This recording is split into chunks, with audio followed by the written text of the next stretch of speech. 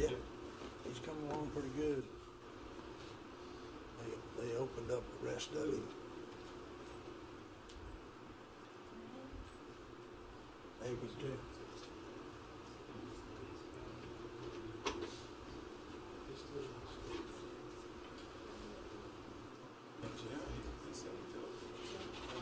He just got a few months to try and build his stamina and everything up. So.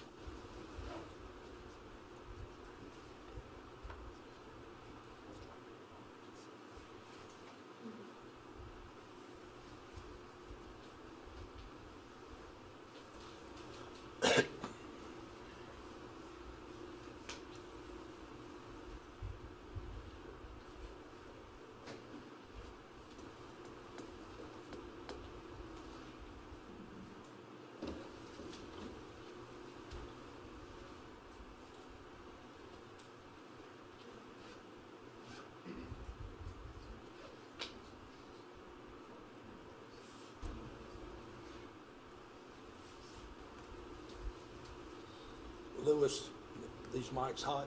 Yes. Jason, you ready? Okay. Good morning, everyone. I want to welcome everybody in the audience and online to this emergency meeting in reference to the beaches. Where I'm planning on working this thing today, I've got some few comments that I'm going to make, and then open it up to the commissioners for any comments or concerns. Then we'll take public comment. I'm also going to, before public comment, have a discussion with Holly Holt with the health department and the sheriff. He was present in the room. First thing I want to try to mention, so people will understand, I'm sure I'm not the only commissioner who's gotten emails concerning restaurants, bars, et cetera, et cetera. Let it be known, we do not have control over those entities. We didn't close them. We do not regulate them. We were preempted years ago by the state. That's their job. That's the reason these executive orders always refers to the DBR to do the enforcement side of it. So no matter how you may feel that you think the board can take and do something about those particular businesses, we do not have the authority to do so. So if you have a concern about that, the governor is who you need to be contacting, not us. Now, I know all of our board members have received hundreds of emails from different parties throughout the county, business owners, citizens, pro and con for what we're here to discuss today. They all have their own reasons for saying what they want to believe.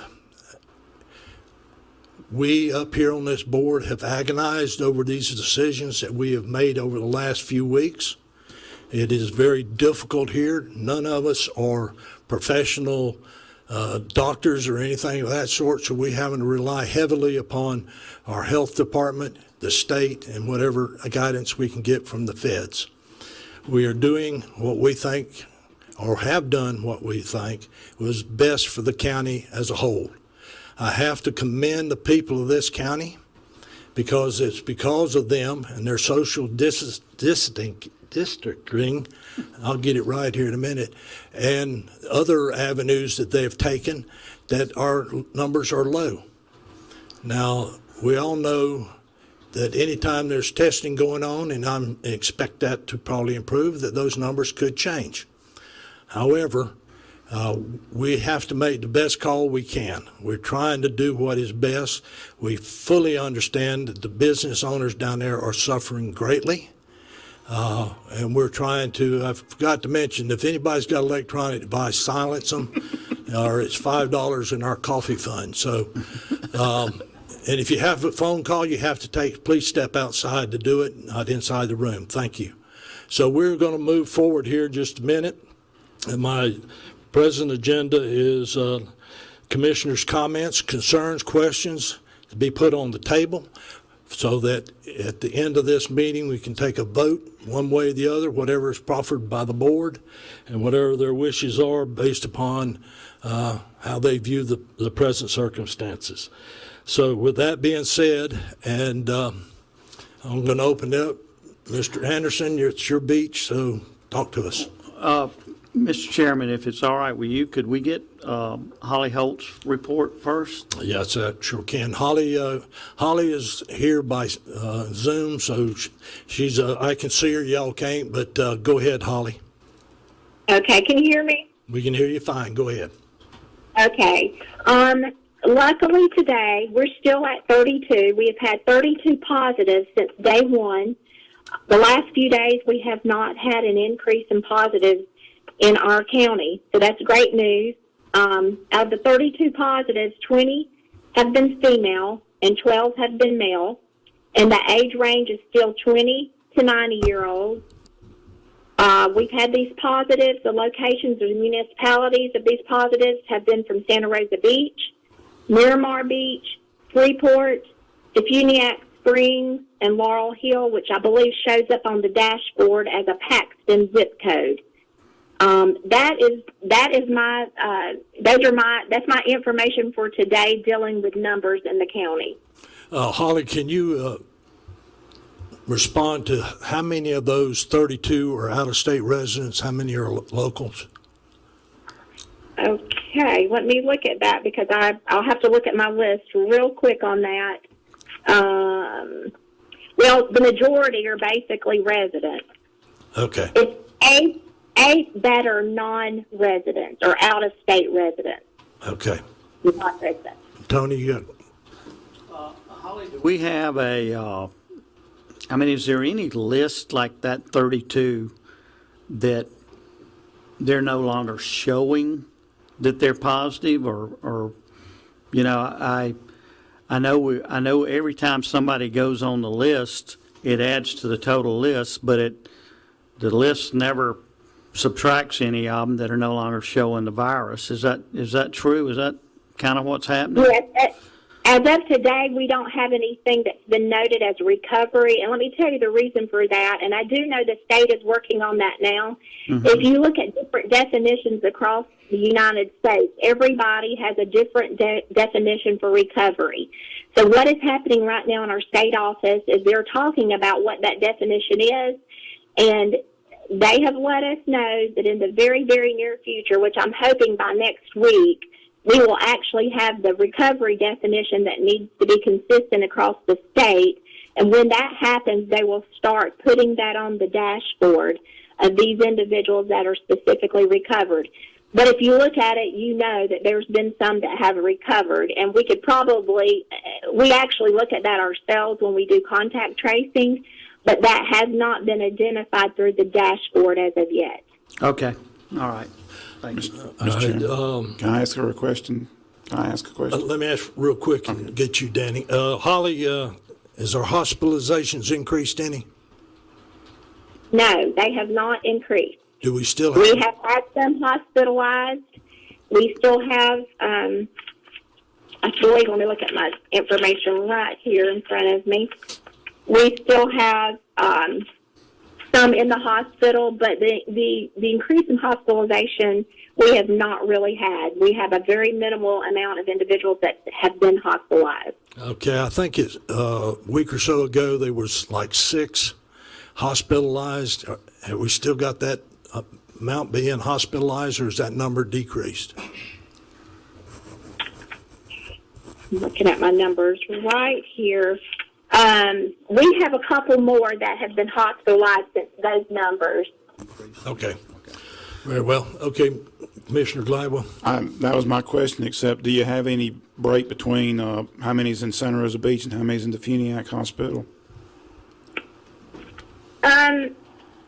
We do have some that have been in Santa Rosa Beach, and we've also had some that have been in other hospitals in our area.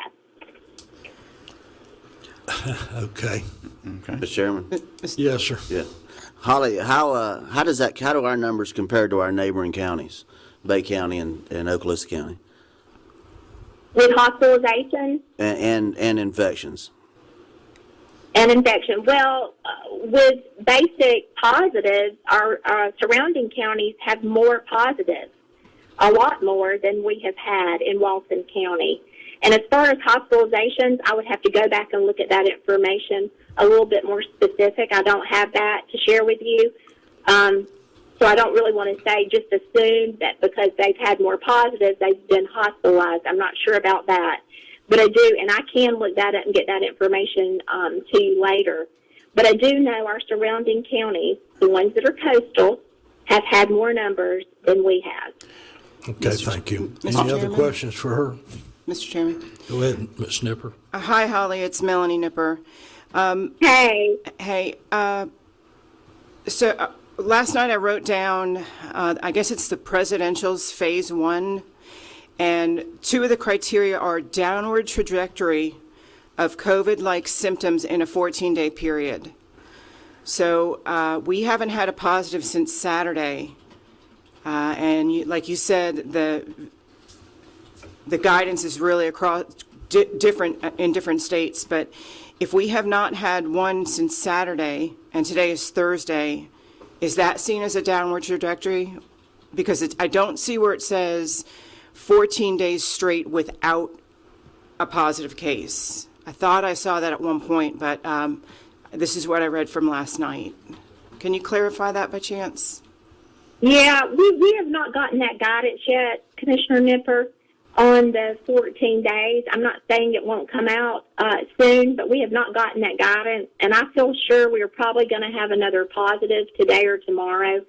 We are researching something right now as we speak, so I do believe we will have another positive in the next 24 hours. All right, and then the other one is, another criteria is treat all patients without crisis. So are you able to say how many are on a respirator that are in the hospital? We don't have anybody on a ventilator that I'm aware of right now in a hospital. All right, and the one thing I have noticed is there are neighboring counties every day have increased. Those numbers have increased. It's amazing to see how they're handling their beaches, and every day the numbers are increasing for Okaloosa and Bay. That's that's the information. I see someone nodding your head no. That's off of Lewis's information that we get the distro every day. Thank you, Holly. Thank you. One more question real quick. Go ahead, Danny. Holly, this is Danny Gleiwell. The hospital in Bonifay has a drive-by testing site, and there's been a lot of questions as to why we don't. Is there any progress or any news as to when we'll get something like that in Walton County? I am working on that as we speak.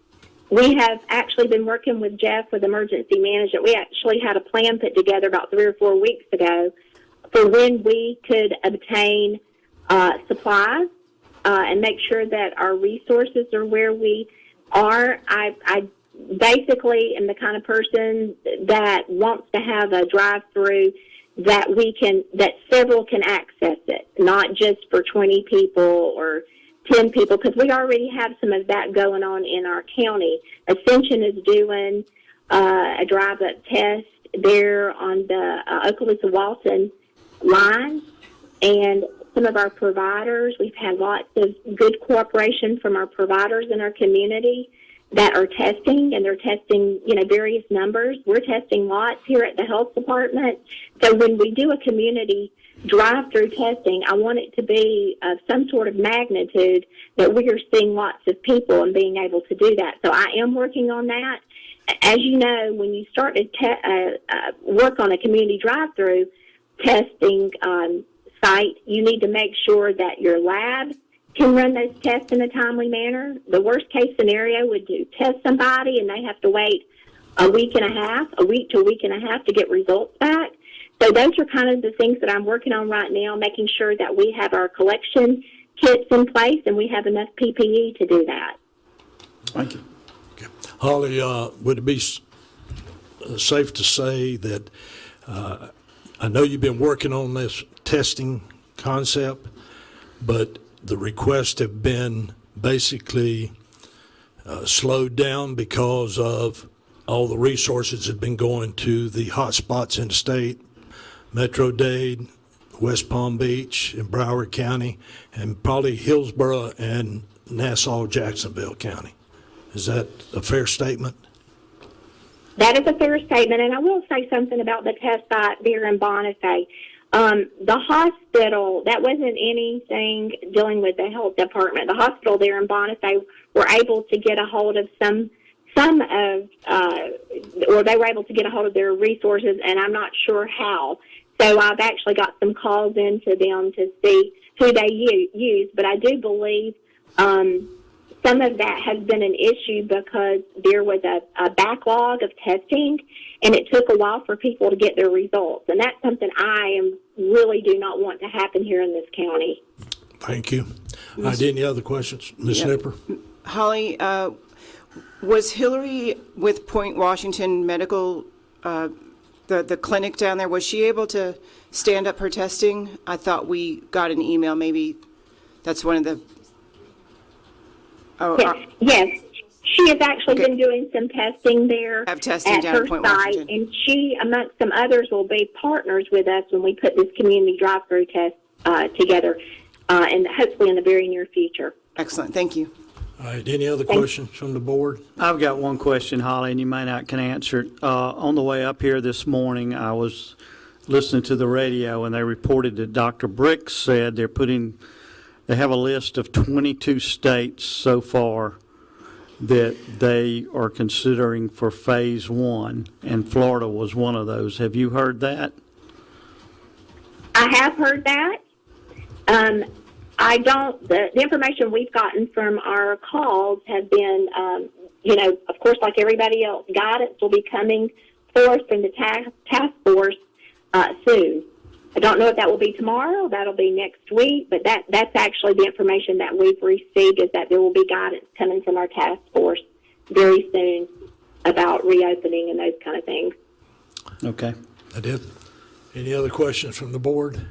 All right. If you don't mind, Tony, I'll ask the sheriff if he wants to make any comments at this time before we move on. Sheriff, do you mind coming forward? As anybody wants that's going to speak at a later time here today, just to let you know, we have disinfected the podium that you're at, Sheriff, and we'll be re-disinfecting it as soon as everybody gets up and down away from there. Okay? Well, very good. What I'll try and do, can you hear me? I want to make sure that first of all, everybody can hear me. I'll just kind of tell you some of what you already know, what our current status is, which you're seeing about a 6-day flattening. And the important thing about that is you're not seeing exponential upward trend. That's what you're concerned about, right? So if you're looking at 32 cases positive, there'll be a couple more, obviously, in the next 24 to 48 hours. That is to be expected. But what we're looking for, again, is whether or not you're seeing an exponential increase. Now, that's the health department side of it, if you will. From our standpoint, what we're seeing is pretty much large-scale compliance. I mean, individuals are working to try and do the right thing. I've spoken to, I guarantee I've spoken to everybody you've probably spoken to as well this week. And I've been, really very impressed with some people that are taking some significant financial losses in this thing, that understand that this you're only going to get one chance to do this right? And there's a cost to not doing something right the first time. We all know that. Because I think the one thing that we have to consider, whatever action you choose to make, is the governor's action is going to have significant impact on us. Obviously, the ban on short-term vacation rentals, right? Is it causation or is it correlation? We can make that argument either way, but clearly the cases have flattened out in accordance with that, right? So that is something we can look at and we know for a fact has worked. That ban is going through April 30th, I believe, at this point. I don't know what they're going to do from that point. Now, I can speculate. I'll pass on that and leave you to make your own speculation. But that's going to be April 30th, right? That really is the determinant factor in Walton County, quite honestly. Because if they continue the short-term vacation rental ban, then you're going to continue to see a flattening. I mean, that would seem reasonable. If they end it the 30th, you're going to see an exponential increase in the amount of people coming here. I don't, you can look at the last 5 years of what people do during May, and you're going to see that again, probably amplified because people are in states that are stay-at-home states right now for the large part. So, that's what we're looking at. So any action you take, I would ask you to consider a couple of things. Do we want to be standing back here again in June looking at something that may bloom up, right? That is, if it doesn't happen, then we're lucky and we things have worked out. But luck is not really, we have to have a plan for the other side of this as well too. What does that look like? What is your trigger? And what actions do you want to take at that point? Those are decisions you'll have to make, right? But I can tell you this, just anecdotally, the actions you're taking now are working. They are working. It is not coincidence that Bay and Okaloosa are seeing more tests. Now that's the facts. Now that, we can argue about why that is, population, a lot of different things about that. And I am certainly not an epidemiologist. I don't claim to be. But I can look at the numbers and I can see what we're seeing. So there's a balance in there. One thing I would say about the beaches, I know we're getting blown up with calls, as you were as well too, from Bay County took their action, and then Okaloosa County. Now, people are saying those actions are the same. They're a little bit different because Okaloosa County actually starts May 1st, as I understand it. Really, that is going to be determined on what the governor does, I think, because if the governor does not extend short-term rentals, the ban, from my standpoint, pragmatically, you're better off opening the entire beach than you are limited window times if he does not continue that, because that is the driver here, right? That is the nexus between people coming. So if you say the beaches are open from 6 to 8 and 4 to 6 or whatever, if you make that decision and there's no vacation rental ban, people are still coming. All we're going to do, they're going to come, but they're going to funnel into this tight window of time. I mean, if it was me, I would watch some of what he's going to do to make a determination, to make sure it mirrors, because ultimately I think he's going to have the preeminence in regard to that. That's kind of my anecdotal feeling of it. I'll answer any questions you've got. I certainly have no special scientific training in regard to any of this. I'm just trying to make the best decisions I can based on what I understand. Okay, Sheriff, I've listened in on their task force meetings and the press conferences they put in the afternoon. I'm of the opinion, based upon that, even though they haven't specifically came out and said we're going to do this, this, and this, but some of the recommendations kind of lead you to think that he's going to do away with short-term rentals. He's going to open it up. And a few other things. Now, as far as restaurants, bars, etc., if you remember back when this thing started in February, there was you could still have a restaurant open, but you had to cut it down to 50% capacity. I've heard a number of 25%. So if he opens them up, so we're sitting here looking at it at, right now what we've done in the past. And I know we've upset some folks as far as the beaches are concerned, but it wasn't out of meanness. I can tell you that. It's out of concern of us trying to do the right thing for protection of the people, whether you're a visitor or local. But we have got to come up with some solution, because not only I know that what we've done has caused us to have low numbers, and I appreciate that.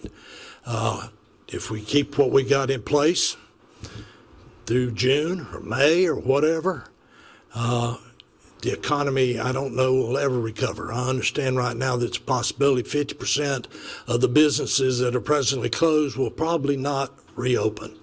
And that's a pretty good hit, a real big hit, especially when hospitality and restaurants and those types of things are up there at the number one driver in this county. So I have concerns. I don't know. I kind of look at it as far as the beach. If we were to open it, that it would be so many hours in the morning, so many hours in the afternoon. I would not particularly fond 2 hours. I think maybe because the turtle people, remember May 1st, turtle season starts. And so there's a concern from the turtle watchers that allowing them on the beach during that time and give them the opportunity to go through and make sure it's clear before they get a lot of activity out there. Maybe a 3-hour window, morning and evening. might be an appropriate time. At least use it for the next 12 days until our next board meeting to see if we've got that increase in number of cases, positive cases. And that gives us a 2-week window to monitor and all that. And then we can always keep going from 2 weeks to 2 weeks to coincide with our board meetings. So if there's a decision to be made, we can do it then in lieu of having an emergency session. But it's not to say that we can't have an emergency session if something changes. And like I said, my original plan was to have a board meeting, an emergency board meeting, May 1st. But that changed a little bit. And then again, historically, the governor normally doesn't act till 5 o'clock on the last hour and the last day. So we'll be late next Thursday afternoon before we even have any idea where they're going. And we still may have to have a meeting to decide whatever we may do today or down the road. Now, we have taken action on county issues that will be discussed next Tuesday as we get towards the end of this stay-at-home order that we're presently under. So, and I know how Miss Holly feels about it. She's on the medical side. We're sitting here trying to juggle, like you said, Sheriff, try to come up with a balance. And I don't know, hopefully we can accommodate that today. But anyway, any questions else for the Sheriff? Sheriff, I tend to agree with Commissioner Chapman that if we decide to open it up, that we need to start out slowly. I know am I correct in saying you don't necessarily agree with that? Well, and I want to be careful because you're making policy decisions. I'll give you my best advice based on what I'd say. So much of that is tied to the vacation rental thing. Yeah. If you're doing it and the vacation rental doesn't extend, that's one thing. Yeah. Then the shorter period makes better sense to me. I think the issue for me is going to be if the vacation rental ban is not extended, all those people are coming. Yeah. That's a fact. They're coming. And then we're going to put them all on the beach at the exact same time if they want the beach, which is a little, that's more problematic, being frank. So the issue is people coming from hot spots across the country, right, at one time. And again, I'm not a doctor, and so I'm like all of us, I'm trying to be careful about what I preface as my opinion as opposed to fact. My opinion is that if you are once that vacation rental ban, and I understand the board's talking about acting before then, I understand that, but that really is, to me, probably the driver. Whether I agree with the governor's decision or disagree is not relevant, right? Well, but across the board, I tend to like the idea of opening all of that as opposed to limited hours, because I don't think you're going to reduce the amount of contact. The issue is not necessarily the beach; it's the people coming here to be near the beach, right? I mean, that is part of the problem there as well. But we're going to, so to be clear, Commissioner, I want to be, because I have said that, and that's fair and accurate. I'm going to do the best I can to reasonably and with the best of my ability to carry out whatever you pass in that regard. But again, you're going to have everybody here at one time, and so then if you saw what's going on in Bay County right now, let's just say your hour's 8 o'clock. Well, 8 o'clock, it's you're having a horn sound like the Purge, I guess, and you're walking down the beach and trying to get these people off. It's exponentially more difficult when you do that. Can it be done? We'll find a way to make it happen. Well, and I think normally May, except for the weekends, is not a crazy month down in South Walton. I mean, it's better than February and March, but this is a new frontier. Amen. School's out, so it's going to be like Memorial Day. Right. So, I mean, I don't know how the other commissioners feel. I think I agree with you. It needs to be tied to the governor's ruling, and quite honestly, and I'll say rumors for lack of a better word that I'm getting out of Tallahassee is that he's not going to extend the ban, and that he is going to start opening up some businesses. So when this first started and Seaside banned the commercial part of their beach, my aide and I rode through there every day that week. And the number of people gathered up there, and I'm sure you saw it too, was just crazy. Right. Thousands of people. And so, you know, whether we have social distancing on the beach, they're going to go somewhere. Right. And I would like to agree with you and the chairman. Our citizens of Walton County have done a phenomenal job of social distancing. And I heard something that one of the reasons the numbers they predicted were so high was because they thought the Southeast would not comply with social distancing. And I'm assuming they thought we were all a bunch of rednecks that were going to have a barbecue and a beer fest. Right. But they were surprised at how well the Southeast, in fact, the statement I read said that the Southeast has been one of the best areas for social distancing. And I know our citizens of Walton County have taken it to heart and have done that. I know I have, and I'm so sick of staying in my house. I'm ready to paint my house with a toothpick. So, but we have got to be careful still, and whatever we do, we have to follow the president's guidelines on phase one. Sheriff? We have to follow his guidelines in social distancing. Now that's going to fall a lot on you and our code guys. So, and I don't envy you. I don't. It's going to be extremely hard, but I'm not worried about our people. I can look out in this audience and see people I know, and I know they're going to social distance. I'm not worried about Bob Brook not social distancing. He's getting on up like me. He's probably not my age, but Bob's of the age that, like me, we need to be super careful, and I know Bob and his wife are going to do that. But Well, I was giving him plenty of distance before this, so. yeah, I know. Me too. But we've got to worry about the influx of people coming in from hot spots, and I don't know how we're going to do that. But I'm like you. I think that it all depends on what the governor says, and we have to make our decision based on that. I'm hearing that there could be an announcement as early as Monday or Tuesday, but like Commissioner Chapman said, every time it's been 5 o'clock on Friday, you know, or the day before or the day of. So we may, if it's Friday, we may have to have a meeting Saturday morning. But we've got to start looking for what's going to happen. The state controls the short-term rentals. Yeah. They've pretty much preempted the county on all of that stuff. So we have to be prepared for the influx of people, because I think it's going to happen. I think the short-term rental ban will not continue, and that's just me and maybe not even an educated guess, but I think it's probably going to happen, and we got to be prepared for the influx of people we're going to get.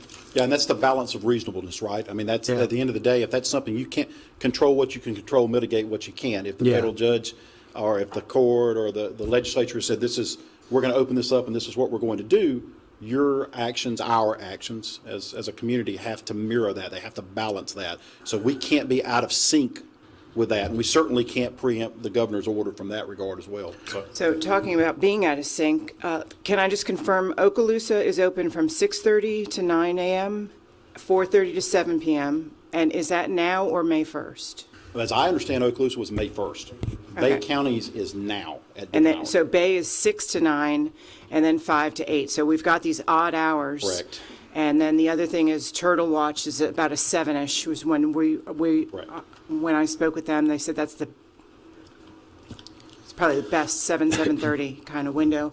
And I know, Mr. Chapman, you were saying a couple of more hours, but I think it's smart if we do decide to open it partially to kind of marry up with those times for the sake of Pompano Joe's, that area where Okaloosa and Walton have that huge parking lot in that area where we're kind of close on the borders. And Okay. Mr. Chairman, I'm for opening the beaches, but I don't think we should I think we should need to worry more about that bottleneck syndrome. You know, if we open them during time frames, have times on them, I think the bottleneck will be more than what we can grasp at the time. Okay. People are moving now, you know. Well, I don't know about the rest of you, but, reading these executive orders that we have, just kind of doesn't make much sense. I mean, he says, stay in home, don't go out, but if you meet these classifications as essential, that you can go out and do whatever. I mean, essential activities, attend church, synagogues, houses of worship. Well, there's hundreds of people in some of these churches. So, they're sitting here saying, distance yourself, all this other stuff, but then allow that type of activity, and then recreational activities, taking care of your pets, and it goes on and on and on. And so I'm sitting here, well, I think this is something okay, but maybe it ain't over here. And so it's just, we get some convoluted direction, if you will, from the state. And it's irritating to me, at least, to sit up here as part of this board to come up with a solution to address our local problems that we have here. And I totally agree with Commissioner Anderson. I do believe they're going to do away with short-term rentals. You can go ahead and do it. And they're going to come here, whether you like it or not, they're going to come. Whether they get on the beach or not, I don't know. We haven't made that decision yet. But, every one of us in this room and online and watching here today, we have our own personal responsibility to protect ourselves. If you don't want to go to Walmart or Publix because of the crowds, don't go. Or put a mask on or wrap yourself in a sheet, whatever it takes to make you feel comfortable. But, if they open the beach and you don't want to go to the beach because people there, then don't go. Take that responsibility upon yourself to protect yourself the best way you think you are to be protecting yourself. Sheriff? Yes, sir. Did I understand, if we open the beach, it would be better to do it, it'd be harder for you to enforce it if we do times, because you're going to have deputies go down there and run people off the beach. So I want to clarify this. Says again, in the absence of vacation rentals being banned. In other words, if you can rent vacation rentals, it's actually, to Commissioner Nipper's point a little bit, it's almost easier from a standpoint to spread them out over 10 hours or 12 hours, 8 hours, 10 hours of daylight than it is during that period of time. Now that's just me trying to look at it from a standpoint. If you had vacation, if you wanted to open the beach and you said, I'm going to open the beaches some period of time, but there's vacation rental bans, then yes, I can absolutely understand limiting that time, because you're actually just allowing the people who live or own property here to come and do that, right? I mean, that kind of makes sense. The problem is, the second you have 9,000, Jay's here, 9,000 individual residences that are going to come at a minimum of four people deep per house, at that point, I'm probably going to quickly lose control of my ability to do that. I mean, if I'm being honest for a second, because we're trying to do that as reasonably can. But I'm not going to shirk my duty. I'm going to do what has to be done and get it taken care of in a reasonable manner. But yes, that's the short answer of what I'm saying. Well, that was my opinion. Is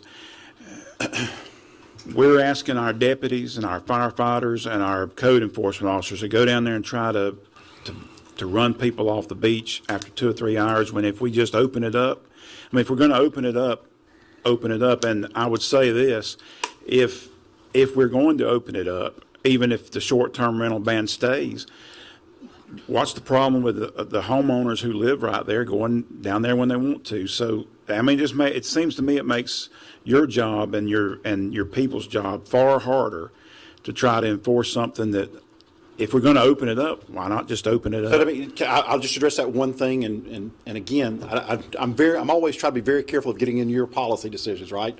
So I want to give you what I understand as my fact, the way we're doing business. The attractant to Walton County for those folks is the beach. So if the vacation rental ban is in place, that really, I won't say solves, but it greatly reduces the number of people coming. I mean, by orders of magnitude, right? And so, for instance, this week, the houses that we went out to where people are still sneaky renting them, for lack of a better way of putting it, going around and still doing that. Yeah, we're getting those, and we're dealing with those as we come to them. But that's ones, twos, threes as people are calling in, as opposed to 1,000. 8,000, thousands. So that's part of the consideration. And, again, we're going to try and manage this as best we can. But so much rides on what the governor and staff does, because truthfully, if he opens the rentals, let's just say he does that, and at some level opens the restaurants, I'm going to look like the little Dutch boy in about 5 minutes. I don't even still say that anymore, but I'm going to be standing at the dike every 5 seconds trying to plug holes. That was my point. So I'm just being, if that was inappropriate, I apologize in advance. It's good. But that's really kind of, so if you say we can open the restaurants at 20%, and I understand that's not this board's decision. I want to reiterate for the audience, that is not this board's decision.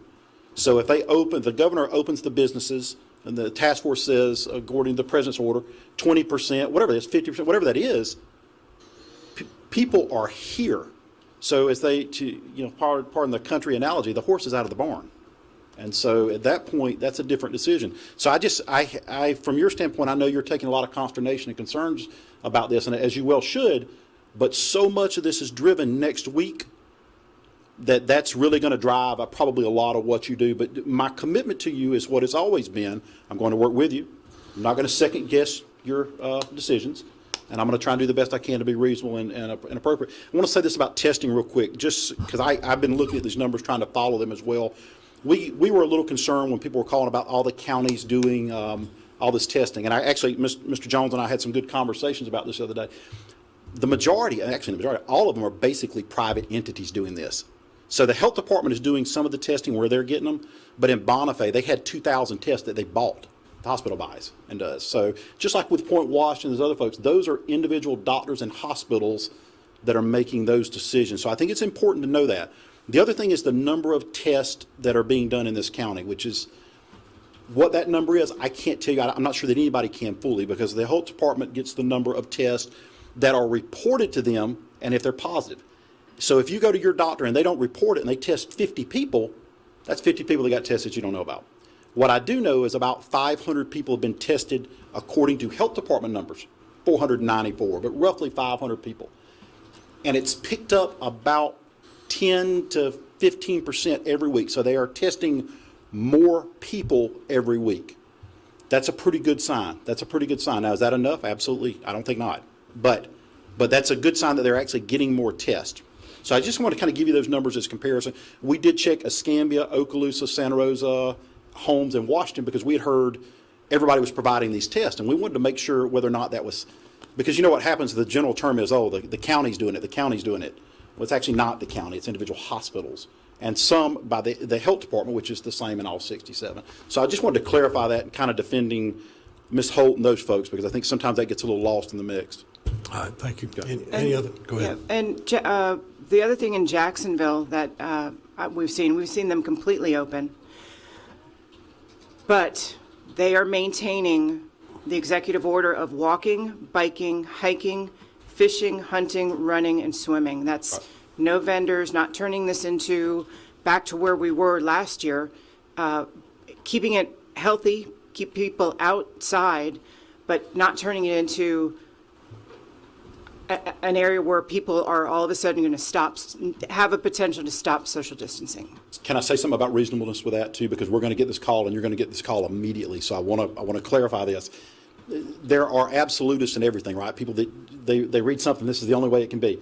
So you and your family of 5 people ride in the same car together, right? And so you come down, you go to the beach. There will be people calling you and go, I saw 5 people on the beach and the sheriff did absolutely nothing. Already got it. Yeah, and that's, so we understand that. Everybody kind of be on board with that, and just direct them to me, and I got thick skin, we'll deal with that. 4 people fishing. 4 people, yeah, exactly. They rode in the same car, but, so there's got to be some practical application to this as well, and that's the one thing that we're really trying to work on. And again, whatever steps you make, we're going to find a way to try and make it happen. And again, we're going to do it with some customer service, professionalism, and being reasonable.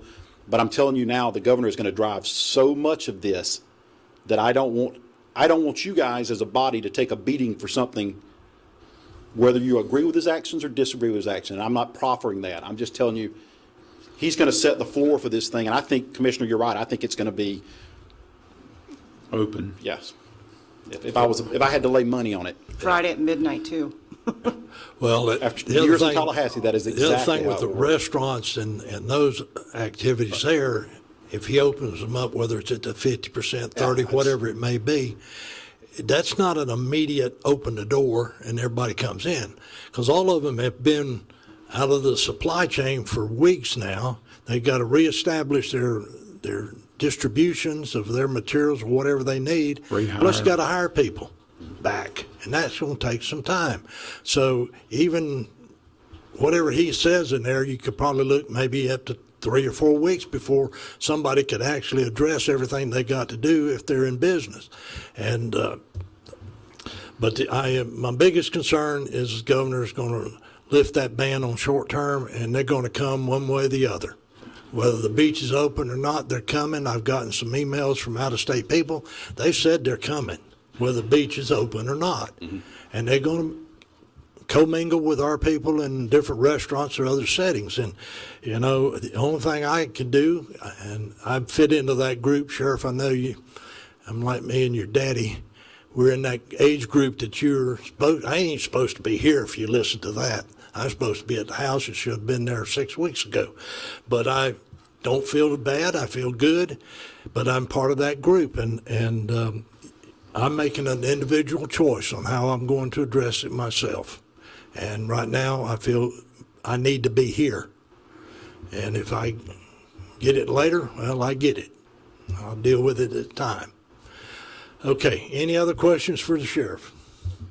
We appreciate your folks. Tell all of them that we appreciate what they've been We doing. appreciate working with you and your staff as well, too. Thank you. All right, thank you, Sheriff. Mr. Chairman, There you are. before I talk, I would like to hear from the public before we make any decisions. Could we have one more report? Could we let Jay? Yeah, that's fine, but I mean, I don't want us to, I think we need all the information we can get before we make a decision. Okay. Jay, if you will, bring us up to speed on where we are as far as reservations, et cetera. All right, so for occupancy, we pulled a report yesterday, and I mean, right now, to what the sheriff said earlier, I mean, we're at 2% paid occupancy, so there are some people out there who might be kind of sneaking some rentals, but obviously it sounds like him and his deputies are on that. But that 2% number could be from resorts or hotels or RV parks, because those are not subject to the governor's executive order. So just kind of wanted to give a little clarification on that 2% number. So this week, next week, 2%. Then starting in May, when the governor's ban would end, we're looking at first week of May, 8%, followed by the week of May 9th, 14%, the week of the 16th, 18%, the week of the 23rd, 24%, and then the week of the 30th, 21%. So those are occupancy numbers now and through the end of May. Just to kind of give you a FYI of where these numbers usually are, we're usually double these numbers in May. So we're usually about 40% towards the end of May, beginning of May, we're like upper 30%. So I went and just pulled some numbers just so you can kind of have an idea of our lowest month is usually February, and our occupancy numbers are usually about 30% in February. So with the numbers I just told you, I mean, we're not even near February's numbers. Now, with that said, this can certainly change. As soon as that ban is lifted, people can start booking rooms. And so will we see an increase in these numbers? I'm pretty certain we will. To what extent we'll see? There are going to be people who are going to be like, I need to get out of my house. I need a vacation. I just need to get away from it all. Then the flip side of that, there are going to be people who normally come here in May, and they're going to say, you know what? I don't want to go. It's that personal decision you talked about, Commissioner Chapman. I don't want to go. I'm not going to go on vacation, so I'm going to stay home. So where our numbers ultimately will be, I think it's a little bit of a head scratcher for all of us at this point, but these are where we are now with the numbers, and I can certainly update the board on a weekly or bi-weekly basis. You know, as y'all have meetings, I'll certainly update you on those numbers as we move forward. Okay. Any questions? I personally think if the ban is lifted by the end of May, that you will get those numbers will increase greatly. I mean, you know, the public is getting frustrated, for a lack of a better term, of not having anything to do. People are stir crazy. I mean, you know, I was retired before I got this job, and I thought I was bored, but at least I could do something. Now you can't do anything. So I really think those numbers are going to increase, and I think we need to prepare for that. Okay, any other Do you have a comments? plan, y'all have a plan going forward for when? We do have a plan for marketing the destination. When the board feels that y'all are ready for us to do that, we certainly will. We have actually a call with our agency to go over that plan in the morning. We weren't looking at doing anything at the earliest until middle of May or beginning of June. But like I said, that all depends on the direction the board gives us. That's kind of what our timeline and internally was. The plan is for the TDC to do some marketing and also make some dollars available to our partners so we can do some co-op marketing. So that's where we are right now with that. Like I said, we have a call with the agency tomorrow morning to kind of discuss that. But it'll be a very soft sell. It'll be pushing people to a website where they can get educated on, there's going to be a difference in our world and how we live in the next 18 months or so until we find a cure for this. So we want to educate people on how their experience is going to be different when they come this time versus when they came here before. And any idea about unemployment numbers for hospitality workers? We did a little survey about a month ago. So when this really first started, we were probably only a few weeks in, and we have some numbers. So we have 1 in 3 tourism businesses laid off employees. Average of 52% of employees have been laid off from March 1st. 6 in 10 tourism businesses cut employees' hours, and 1 in 2 tourism businesses had difficulty securing critical supplies. So to Commissioner Chapman's point earlier, all of these places have to get kind of going with their supplies. A lot of employees have been furloughed or laid off, so these businesses have to get these folks back in. So we're not going to be running that capacity for some time, even if the governor's ban ends next week. I anticipate it probably being a couple of weeks for folks to ramp back up. I talked to a lot of bed tax collectors this week, made some calls, and they're looking at a phased approach of this. So it's not just open the floodgate and just have everybody kind of pour in here. They're looking at what's the best way for them to restart their business. Do they need all their employees back? Because they don't want to bring back somebody from who was laid off or furloughed and then have to 1 week later or 2 weeks later relay that employee off or furlough that employee. So they're all looking at it just as carefully as we are. It's uncertain times, and we're all kind of getting through this the best way we can. Okay, any other questions? Yes, Thank Jay, you. Yes, ma'am.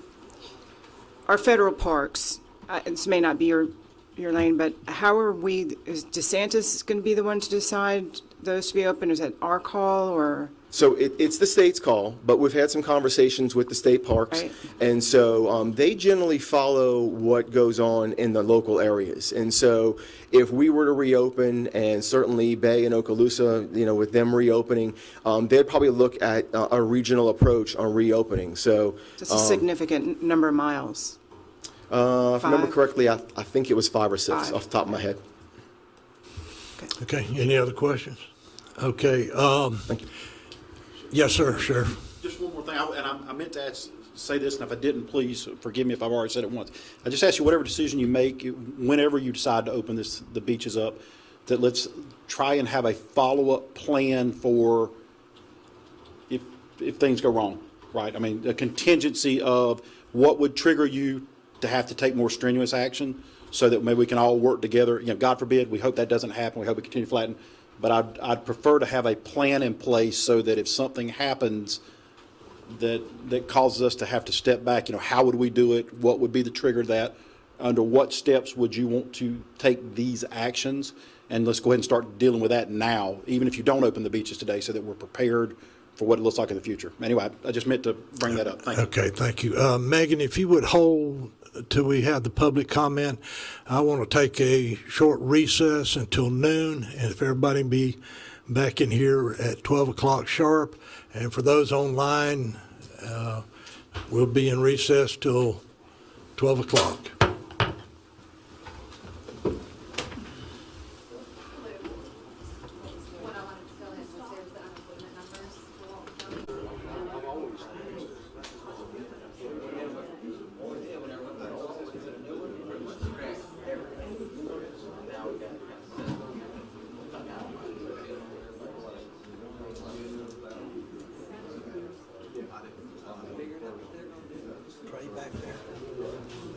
No, he wasn't back there. If that's the case, I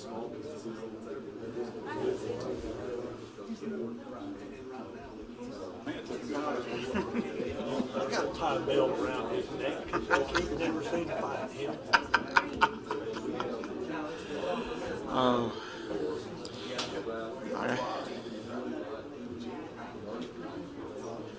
Where did he go?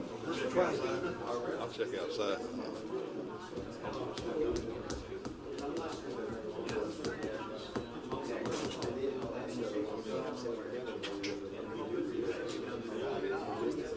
He's outside. He's getting wet. It was. See? He's a fisherman. So Yeah, you don't care. Oh.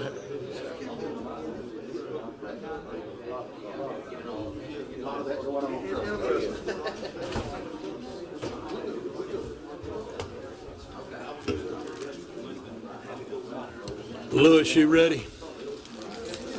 Jason, you ready? Ready on the left.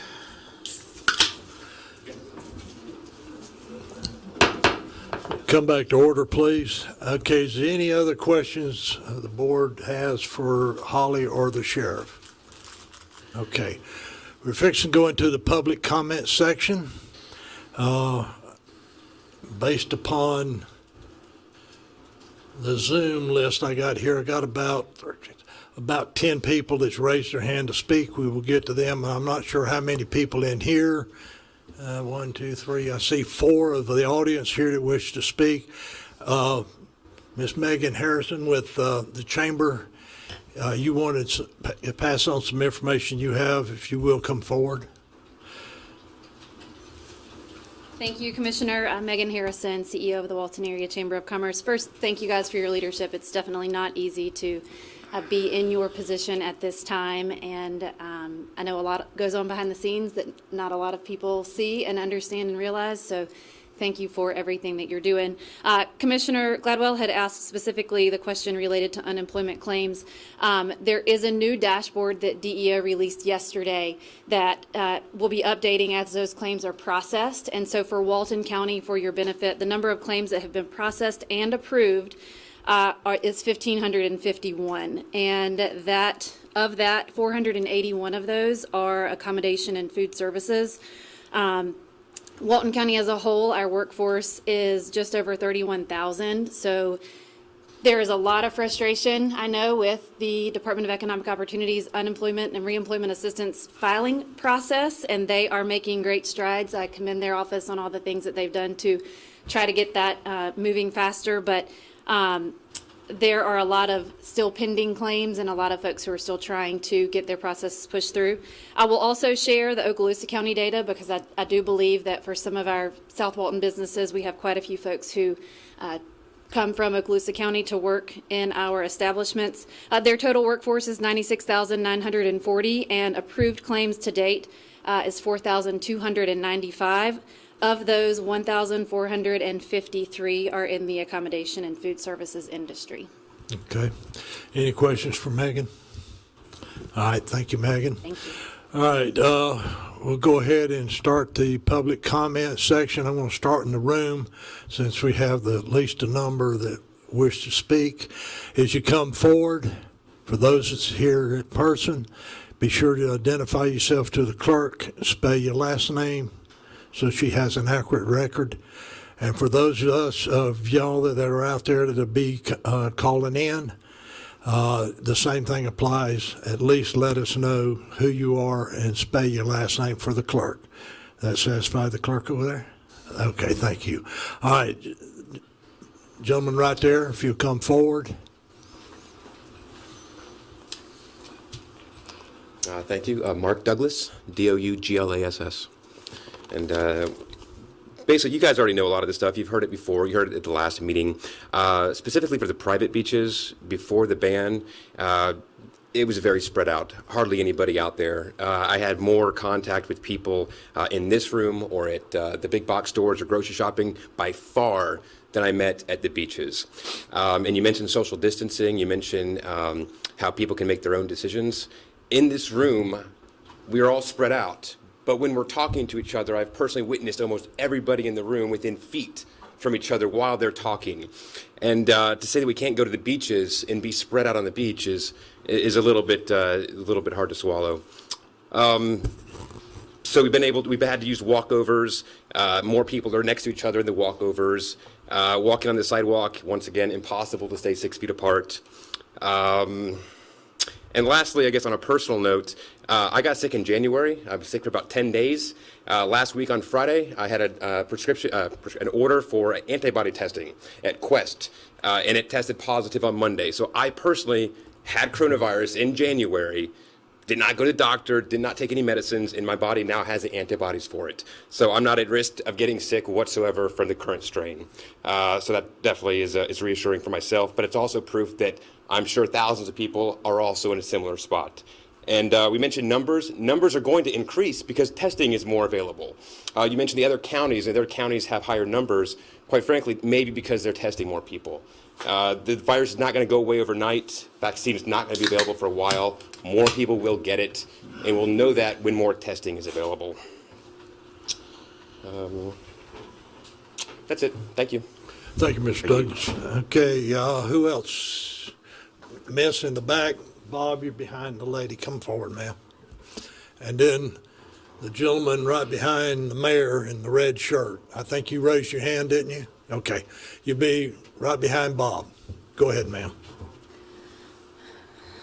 Good morning. My name is Cara Cox. I am a resident here in Walton County.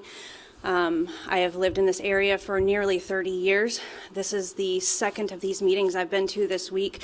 I stood up at Okaloosa County and spoke because I lived there and my kids do homeschool activities there, and I've been around for a while. I did a very off-the-cuff speech that day because I didn't think we were going to be allowed into the meeting, and they decided to allow us last minute. I came home, I formulated a more thought-out email after getting a very glib response at that meeting, sent all of you an email, and got a similar glib response from a couple of you, and it was then that I realized my message was being lost in translation. I realize that a lot of the issues we are dealing with here are at the state level, but that's not really the point. A lot of this started at the state level, and it started coming down as a trickle effect. And I watched as all of this just slowly happened. And what we are asking for now is for you to start the trickle effect back the other direction. What seems like such a small action as opening the beaches and the parks will open just a few more jobs for photographers and beach attendants and possibly even some cleaning crews to be able to go back to work. It will improve our morale, it will improve our finances, and it will begin the push back to where we can start working at the state level too. I've heard a lot of you say that you believe that the state is going to do a reopen anyway, but I believe that this is necessary. I don't know that the measures we've taken have done much of anything. I mean, they may have. It may have been what saved us from having a lot of cases. We also could be one of those counties, like in other states, that if we went through and tested everybody, we find out that we have a 75% exposure rate already. All of us have antibodies, and maybe all of this has been for naught. I tend to think, like the gentleman who said he tested just this last week and came back positive, I'm 99% positive my family already had this in January. I don't typically go get tested for those things, and we tend to deal with a lot of things at home, so I won't really probably ever know for sure, but I'm fairly positive. I could be wrong. What I do know is that if we do not do something to curb the current rate of unemployment, every single person in this room will know somebody who either loses a home, who can't feed their family, who suffers severe mental health issues because of this, who falls back into the grasp of addiction, or who worse, commits suicide or abuses their family members. We desperately need to start to turn this around. So I'm asking today for all of you to do a full reopen of the beaches and parks effective immediately. Thank you so much for your time. Thank you, ma'am. All right, Bob, you're up. Give him a second to disinfect the podium.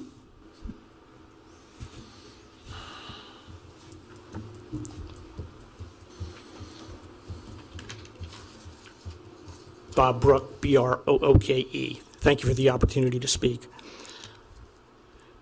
Mr. Chairman, I've been to a lot of Board of County Commissioner meetings, and I tend to tell you what I think. And I give you credit when you do the right thing, and I'll be critical when I think you're in error. So let me first start by giving you credit for what you've done.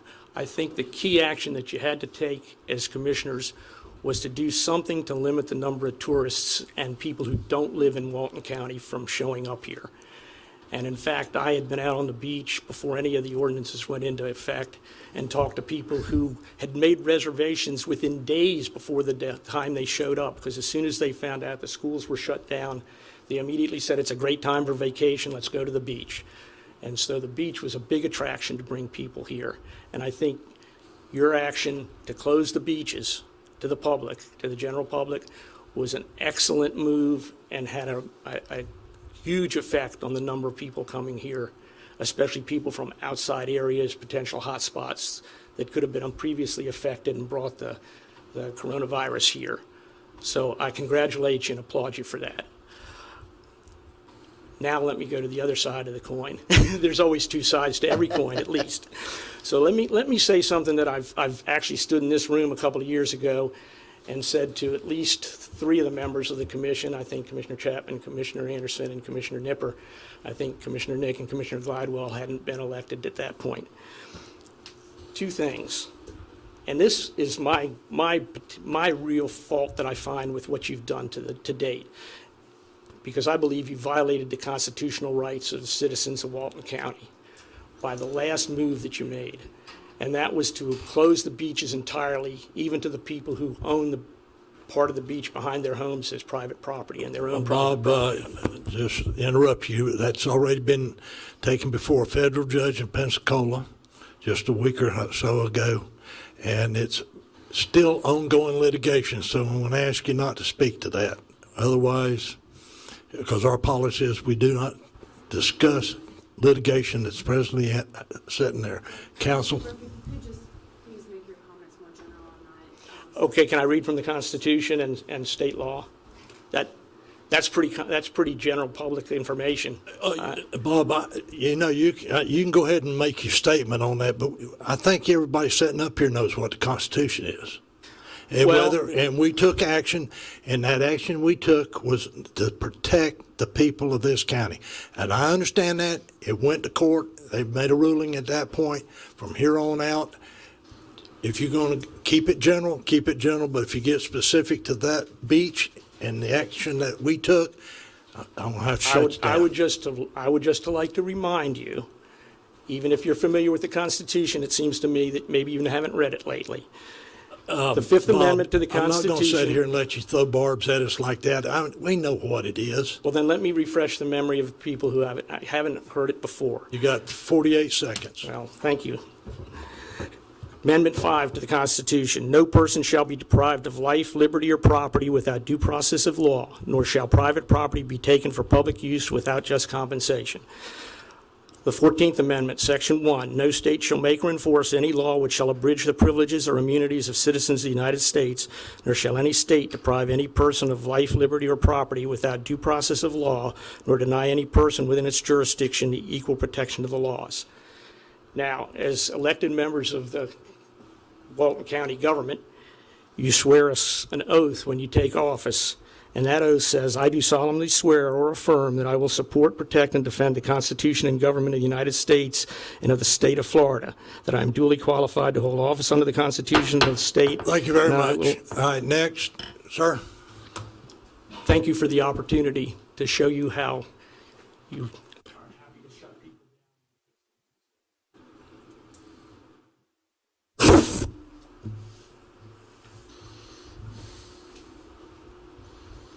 John Martin, M-A-R-T-I-N. Did you say John? J-O-H-N. Okay. M-A-R-T-I-N. Are you the attorney for the? I've been a private beach owner 20 years here. I want to just pick up what Bob was saying, because if you're not going to allow us to speak to this issue, you're further exacerbating private property owners' rights. Property owners represent probably 1 of 1,000 people in a room. But that one person is important. His rights are very important. We go to great extent in this country to protect minority, and 1 in 1,000 of the beach owners, I represent that one person. Bob represents that one person for the next 1,000. Okay. Customary use. We actually have no ordinance regarding the diminishing of private property rights in this county today until the customary use is settled.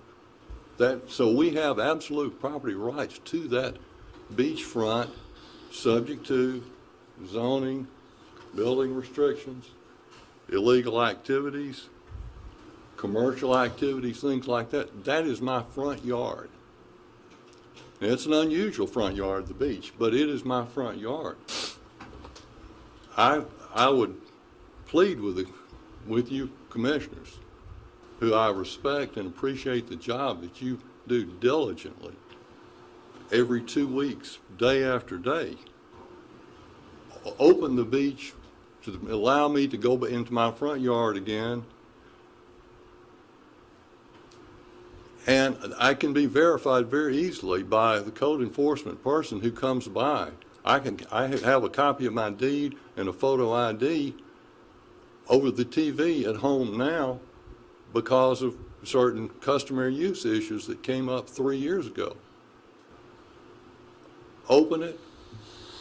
Private property owners, it can be verified very easily. In fact, in the governor's permitted uses that we would continue in the state of Florida, he said you can run, you can walk, you can swim. I've been deprived of the right to swim in the Gulf, and I own all the way up to the wet sand line or the high tide line. I'm a triathlete. I've competed around the world, but I've been deprived of swimming in the Gulf. That's a small, but it's a small right. And that's where the abrogation and diminishing of our rights starts. All right, thank Thank you, you sir. for your attention. Yes, ma'am.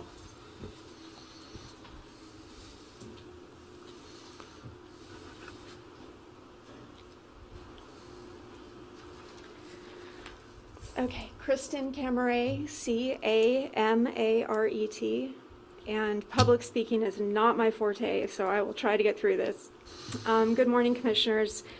I'm going to start by saying that I love our beaches, and I miss them as much as anybody you hear speak today. Also, I was laid off from my job on 30A 5 weeks ago because of COVID-19, and the developments of the past month have been financially frightening, to say the least. I am a single mother. I want and need to go back to work, but I don't want to do so at the expense of the health of my community. I am not unsympathetic to the financial plight of my neighbors, but I'm going to ask you to keep the beaches closed. I agree that we need to protect business and reopen as soon as possible, but instead of doing so by just throwing guidelines to the side out of frustration, we should be channeling our efforts into demanding the testing necessary to safely progress past this outbreak. An informed, calculated decision requires data. We have not tested enough to have that. World health experts say that safe reopening processes requires extensive testing partnered with contact tracing. Closing and not meeting a testing threshold has not brought us to a place where it is safe to ease restrictions.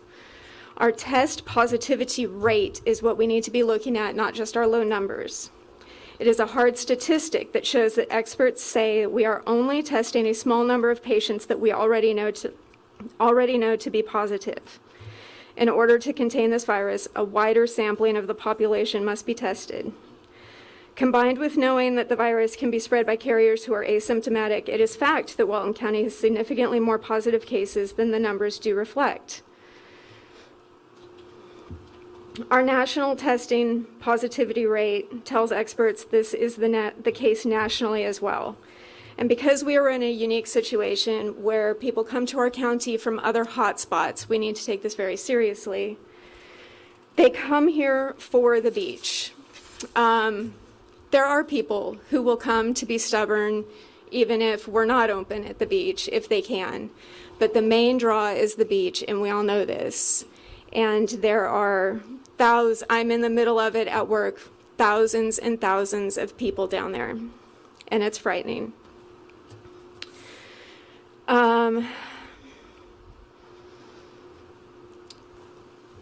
Once we reopen, even with limitations, our beach towns will fill with second homeowners and their friends coming from dangerously infected areas, putting our entire community at risk. They will be banking on the fact that it's too difficult for enforcement to check every individual, and they are right. You know this because it's why you had to make the very difficult decision to close in the first place. Thank you, ma'am. Thank you. Okay, anyone else in the room? Okay. Jason? Okay. All right. For those of you that have indicated you wanted to speak, hit *9 on your phone. And I think that's what we've got. I see 5 now instead of the 10 before. I get 6, 7, 8. Okay. Well, if you want to speak, hit *9, and then I'm going to take them from top to bottom as they listed here on my screen. The first one up, Bo Wills. Mr. Wills, can you hear me? Yes, sir. Can you hear me? Yes, sir. Just identify yourself for the clerk, spell your last name, and then make your comment. I don't know if you can see the timer from where you're at. If not, I'll be brief. Okay, I'll let you know when you got about 30 seconds left. Go ahead, sir. Yes, this is Bo Wills. I really have a question. If the governor does remove the ban on short-term rentals, does the county commissioner have the right to place a ban countywide if the governor removes the ban? That's my question. Okay, I'm pretty sure the answer is no. We do not have that authority, but I'll let legal counsel address that question for you if you'll. She's at the mic now. Go ahead. I'm sorry, was it Mr. Willis? Was that Wills. Wills? Wills. Okay. Sorry, my name is Sydney Noyes. I'm the county attorney. It's not necessarily a simple yes or no answer, but generally speaking, no, we would not have that authority. The state legislature for several years now has taken action to preempt local governments from regulating short-term rentals, and that puts us in an extremely difficult position in trying to regulate them now, even during the emergency situation. So we don't know exactly yet what the governor will do, but generally speaking, it will be extremely difficult, if not impossible, for us to ban short-term rentals because of that preemption. That answers your question. Well, my only comment to that would be it sure would be a nice authority for our county commissioner to have in times of state emergency like we're in right now. Mr. Wills, I agree with you, but I've been on the board going on 8 years, and it seems like every year the state takes something else away from home rule, from the counties, and it's unfortunate, but for some reason Tallahassee seems to think they know best and can do best. So, do you have anything else? Thank you all. Thank you all for calling this emergency meeting. All right, thank you, Mr. Wills. Okay, the next one up is Kristen Merriam. Can you hear me, Kristen? Hello? Yes, I can. Can you hear me? Yes, sir. Hear you. Yes, ma'am. Excuse me. Hear you fine. Just spell your last name for the clerk. Merriam. Okay, go ahead, ma'am. I'm a property owner there in Walton County, but live full-time in a metropolitan area. Our cases are above 5,000 at this point because of, I believe, being in a metropolitan area. Walton County, I think we need to put this in perspective that it's a rural county with no large city. And I think putting in that perspective, I work in the healthcare industry, and I think we need to just look at the big picture here. our country is trying to reopen currently. Our hospitals are reopening as of now. I think that it's time to allow our outdoor community to also allow being open.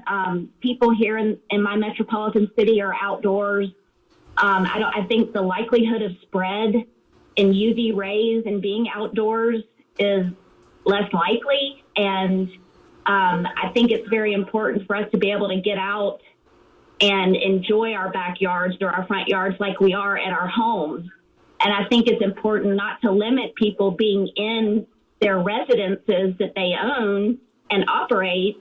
I think we can't limit people going there and closing the outdoors. And the other argument I'd like to make is that if we reopen beaches just for a short period of time in the morning and in the evening, that would, be something like Publix opening grocery store hours from 8 to 10 for everyone to go get their groceries. That would lend to everyone being in the same spot at the same time, and I think that would be more dangerous. I think it would be wise to open them all day so people could spread out their time and let people be adults and social distance and give us that right to do that for ourselves. Okay. Anything else you want to proffer? That's all. Okay. Thank you for the time. Thank you, ma'am. Okay, I'm not going to butcher the first name, but Mr. Pandit, I think. Mr. Pandit, can you hear Yes. me? Okay. I sure can. Okay. I sure can. Thank you, Commissioners. My name is Dr. Pandit, Pandit. I'm a physician cardiologist in Tallahassee. I'm a property owner in Walton County. And I agree with the previous caller in the sense that, my readings of this particular virus is that outdoor activities as well as being in the sun is not going to increase the likelihood of transporting it to somebody else. I think that the likelihood of significant county people getting infected because of other people coming in from outside is going to be low. It's not going to be the same as if people were going to restaurants, or it certainly will be lower than people going to Publix and Walmart, which I have been to in the past few weeks that a few times that I've come down to our property. I really appreciate all the great work that you guys are doing. I'm watching you guys on Zoom and all the hard work that you're doing. And I think that if people try to continue to do social distancing and stay with their families rather than with friends, and be out in the open and be able to walk and sit on the beach and soak in the rays, as they say, I think that the likelihood of a significant increase in the activity level of COVID-19 in the Walton County is going to be very, very low. So I appreciate your thoughts, and thank you for allowing me to speak. Thank you, Doctor. Appreciate it. All right. Next up is Todd Sloan. Todd, can you hear me? Todd? Yes, I'm here. Thank you. Okay. I'm here. Can you hear me? Yes, sir, we can hear you. Just spell your last name for the clerk. Todd Sloan, S as in Sam, Loan. I'm a property owner in Walton County in the Santa Rosa Seagrove Beach area. I would point to two recent studies, one by the University of Stanford out in California, where they tested randomly 3,300 residents. A second study was released on Monday by the University of Southern California in the Los Angeles County. Both of those studies tested thousands of random samples, and what they have found is that the COVID infection rate is likely much, much higher, and that many people have already been infected, developed antibodies to the virus, and that herd immunity is likely developing in the United States. That's actually wonderful news, because I can tell you as a distributor from McKesson Medical Surgical that the likelihood of broad testing capability for antibody testing in this country will not happen anytime soon. There simply is not the production capacity in the United States to produce the test quickly. So if you're going to base your decision, whether that as an individual to stay home and not go to the beach or not go to a park or not go to a Walmart and shop, or if you're going to base those decisions on testing, you're likely not going to have that ability to get that test done for yourself personally. And I would echo the comments of the previous two callers, Ms. Merriam and Dr. Pandit. I think they're spot on, and I would encourage the commissioner to unilaterally open the beaches, allow people to social distance, be adults, and maintain good hygiene practices, and that's the way that we're going to continue to curb the COVID infection rate. I appreciate your time, and I appreciate all that you commissioners have to contemplate. And we much appreciate this emergency meeting today. Okay. Thank you, Mr. Sloan. Next up, Kenny Ballas, B-A-L-L-A-S. Kenny, can you hear me? Hello, Kenny? Kenny? Yes, sir. Can you hear me? Yeah, got you now. Go ahead. Spell your last name. Yeah, well, last name is Ballas. B like a boy, A-L-L-A-S. All right, thank you. Go ahead, sir. Kenny. Go ahead, Kenny. I'm from Gwinnett County, Georgia. Let me just say to begin with, you have the best beaches in the U.S. People want to visit your beaches. I rented a beach property in September of last year for mid-June next month. I want to make a few comments about what your sheriff said. He said if the beaches are open between, for example, 6 a.m. and 9 a.m., 4 p.m. and 6 p.m., we will still come. I have a family of 5. There is no way I'm coming to Walton County to go to the beaches in those hours. You don't go to your beaches to visit those hours. You come there to sit there, enjoy your umbrella, enjoy your drink on the beach with your family. I could sit at my own home and do what I would do down there, staying in a rental property, just in the afternoon. Why would I come down there for that? A couple more comments. I'm going to bring my own groceries. If your stores like our stores, we're limited. We're going to bring our groceries. We're not going to go out to eat like we would if we normally would be down there when everything is open. Your restaurants may be limited. We would probably buy meals, but bring them back to our condo unit. But again, I'm going to reiterate, there's no way I'm coming down there if the beaches are not open all day long. Okay. As far as people with the virus, you had a person walk into your meeting today. I'm on Zoom watching this. He said he had the virus. How do you know those sitting around you do not already have the virus? Asymptomatic people. So let's not scare everybody. People can spend the numbers any way they want. And again, I appreciate everything you guys are doing to make sure that we're making the right decision. I hope all of you have businesses when this is over. And God bless you all, and thank you for the opportunity to speak. Okay, thank you, Kelly. Appreciate it. Suzanne Harris. Suzanne, can you hear me? Suzanne Harris, are you there? Suzanne, can you hear me?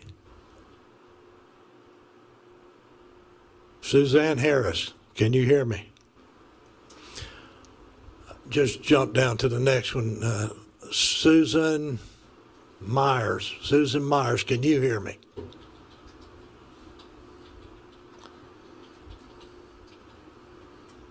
Susan Myers, can you hear me? Hi, can you hear me now? Is this Miss Myers? This is Susan Myers. Okay, go ahead.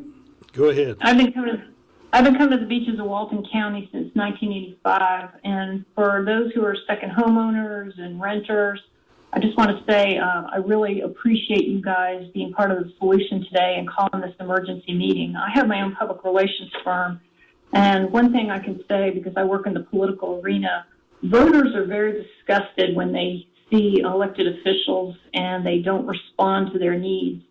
And I know many of you who are elected to this council have been elected on platforms of being pro-growth, pro-business, pro-tourism.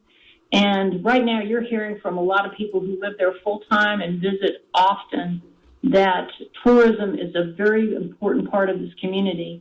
And I hope that you will continue to remember that people like elected officials who keep their word, not just say one thing when they campaign, but keep it when they govern. So when you vote today, I hope you will remember that, because that's why Donald Trump is so popular in this country, because he campaigned for one thing and he's keeping his word. And so I hope you guys will keep your word and remember to be pro-growth, pro-business, pro-resident, and pro-tourism, because the beaches cannot survive. Those people cannot keep their jobs, and we cannot keep our industry down there without you making the right decision, because people can be adults. People can walk on the beach without congregating, and spring break is only a thing that happens once a year. So thank you for what you're doing today. Thank you, ma'am. Okay, next up is, all I show up here is a guy by the name of Brandon. You there? Yes, I'm here. Can you hear me? Yeah, I can hear you, Brandon. I need your last name for the record. Binkley, B-I-N-K-L-E-Y. Okay, go ahead, Brandon. Hey, I just want to throw my 2 cents and just say, if we're going to, kind of like not bottleneck the beaches, and, if we're going to open them up, let's open them all the way up. And I think that if we could do that immediately, that would be great. And that's all I got to say. Great job. There's a lot of hard choices that you guys have to make, and we just appreciate you guys doing that. Thank you. Thank you. The next one up, I don't have a name, but the last 4 digits is 4445. 4445. Yes. Okay, you need to identify yourself and spell your last name, please. Okay. My name is Lyndon, L-Y-N-D-O-N, Thomas, T-H-O-M-A-S. Okay, Mr. Thomas, go ahead, sir. First of all, I just want to thank you guys for your service. All I wanted to say was that I bought a condo down there to use and live in, and closed on it on February 28th, so it's getting kind of crazy that this all came up. But I just wanted to say, if there's any way that you think it's feasible to open up the beaches, and I would say, especially for residents, I would appreciate that. But I understand you got to weigh a lot of factors, so, but that would just be my voice, okay, trying to be heard.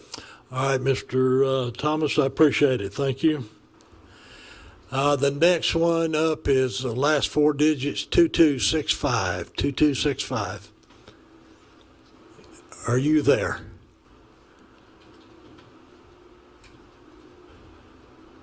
Seven. This is Suzanne. Is that 2265? No, you called my name earlier. Oh, is this Suzanne Harris? Tried to speak. Okay. Haddad. It was mispronounced. What's your last name? A-D-D-A-D. I don't know. Was that on there? Hang on a minute, ma'am. First name is Suzanne. Okay. All right. Go ahead and identify yourself again, please, and spell your last name for the record. H-A-D-D-A-D. Okay. And thank you for taking my call. All right. Go and ahead. for your service. All right. Go ahead, ma'am. Thank you. First of all, I want to mention that I am an older person, getting close to 70, and I have health conditions that I would be a poster child for the coronavirus if I get it. But that being said, I believe that we as older people have to take, and everybody else that has compromised health conditions should take care of themselves. And if you feel uncomfortable going outside, you should take measures to stay inside or do everything you can that's going to be beneficial to you. Also, as a parent and a grandparent, I don't want to deny our future for our children to enjoy living life and for the children to make their income and to do what they need to do to survive. We as retirees or people that are retirees, I'm not retired, but people that are retired that live here, for the most part, have their pensions, have their Social Security, and they have income. People that are struggling, and my profession, I'm an economist, I find it very hard to swallow to see all the people that are hurting, they're struggling. Our housing market is not going to be as good as possible due to all this fear. Fear is not what should drive us. We should be educated on what's going on around us and do the right thing as an individual. We are all grown-ups, and those with families and kids, that's their responsibility at their home level to ensure that everybody is being taken care of. And that's what I had to say in regards to that. And the other thing is, I'm a person that if I don't walk the beaches, that is my stress releaser, or sit on the beach to watch the sunset, or do the things I need to do. That's where I drive. That's why I moved here a long time ago, to be a part of that. And not having that has made it real hard for me because I really am avoiding everybody and not going anywhere. That would be what I would like to do. And limiting the hours is, as others mentioned, bottlenecking, being everybody going at the same time is not what we need. So I'm calling to your common senses to please, for the sake of a lot of people, as an elderly person, to start thinking of the younger people and what their needs are instead of being more selfish and thinking about what our needs are. And that's all I have to say, and I thank you for your time. Thank you, ma'am. Okay, next one up is 5681. Last four digit, 5681. Who, are you there? Can you hear me? Yes, sir, I can hear you now. Spell your last name for the full name for the clerk. My name is Corey Leahy. Last name Lahey.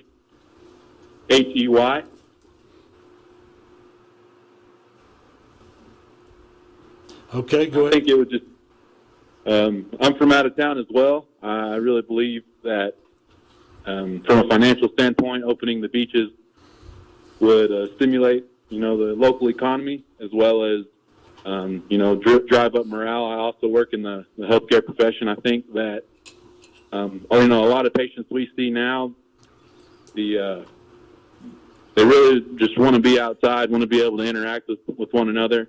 I think as we reacclimate to society after this pandemic, I think a lot of that could be jump-started by opening the beaches, which is what sounds like is, part of y'all's everyday life down there. So I really think it would be in the best interest to open up the beaches to the public, not with any particular hours, but just as it would be in everyday life, because I believe that's what everyone is really striving to get back towards.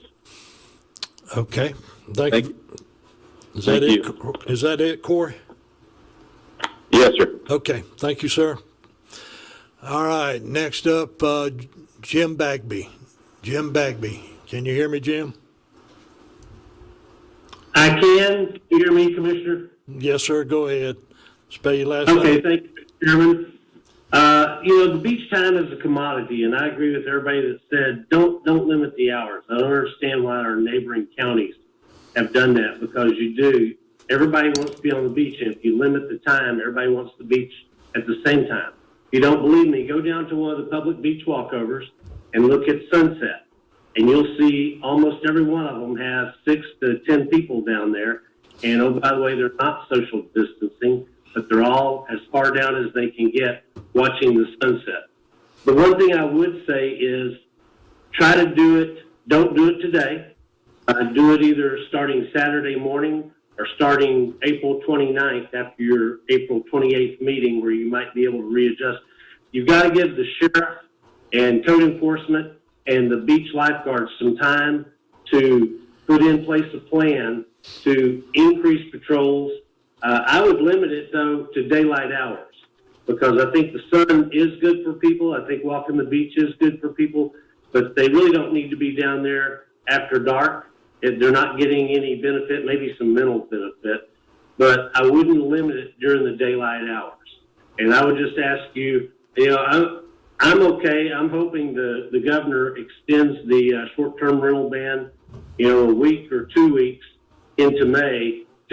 We need some time to put the beach plan in place before we get the deluge. Just like every business does a soft opening, or most businesses do a soft opening, let's get some time to integrate our beach plan in, and that's why I would say start it in a day or two before the governor either lifts or doesn't lift his ban on short-term rentals.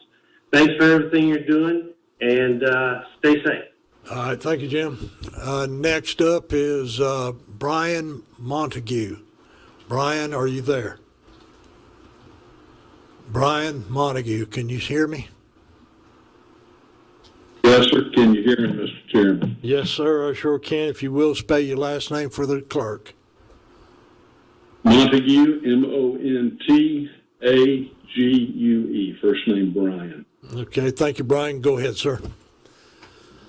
Mr. Chairman and other commissioners, I want to join with others who have expressed thanks to this board.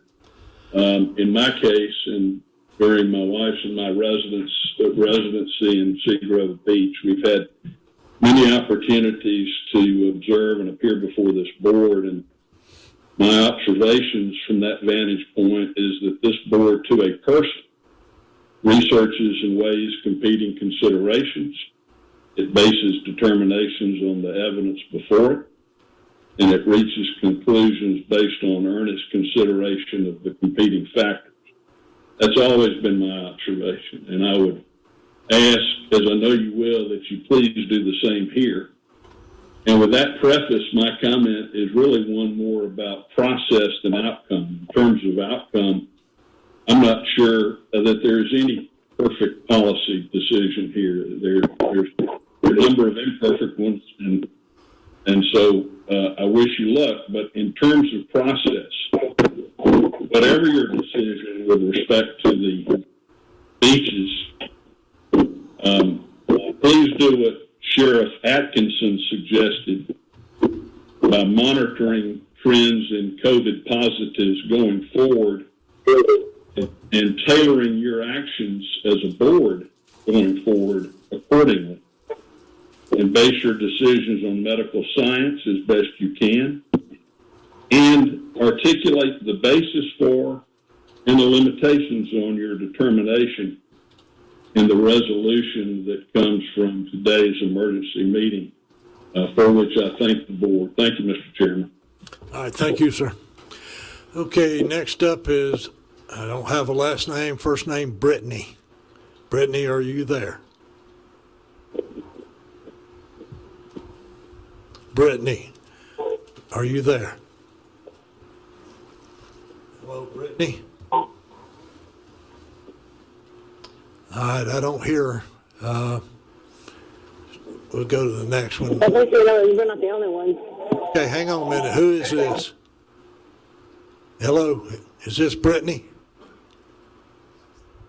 Brittany, are you there? Okay, let's go to the next one.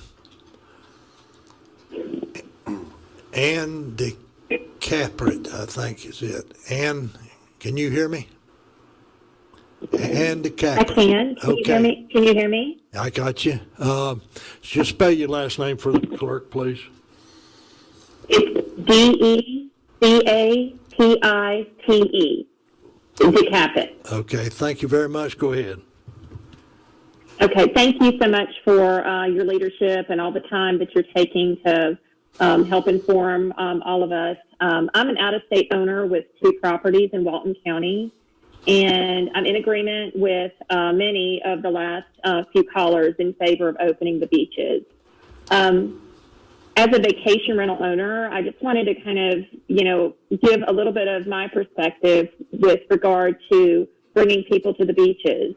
I'm willing to lock arms with local residents and county officials to help set the tone with our guests to reiterate social distancing guidelines.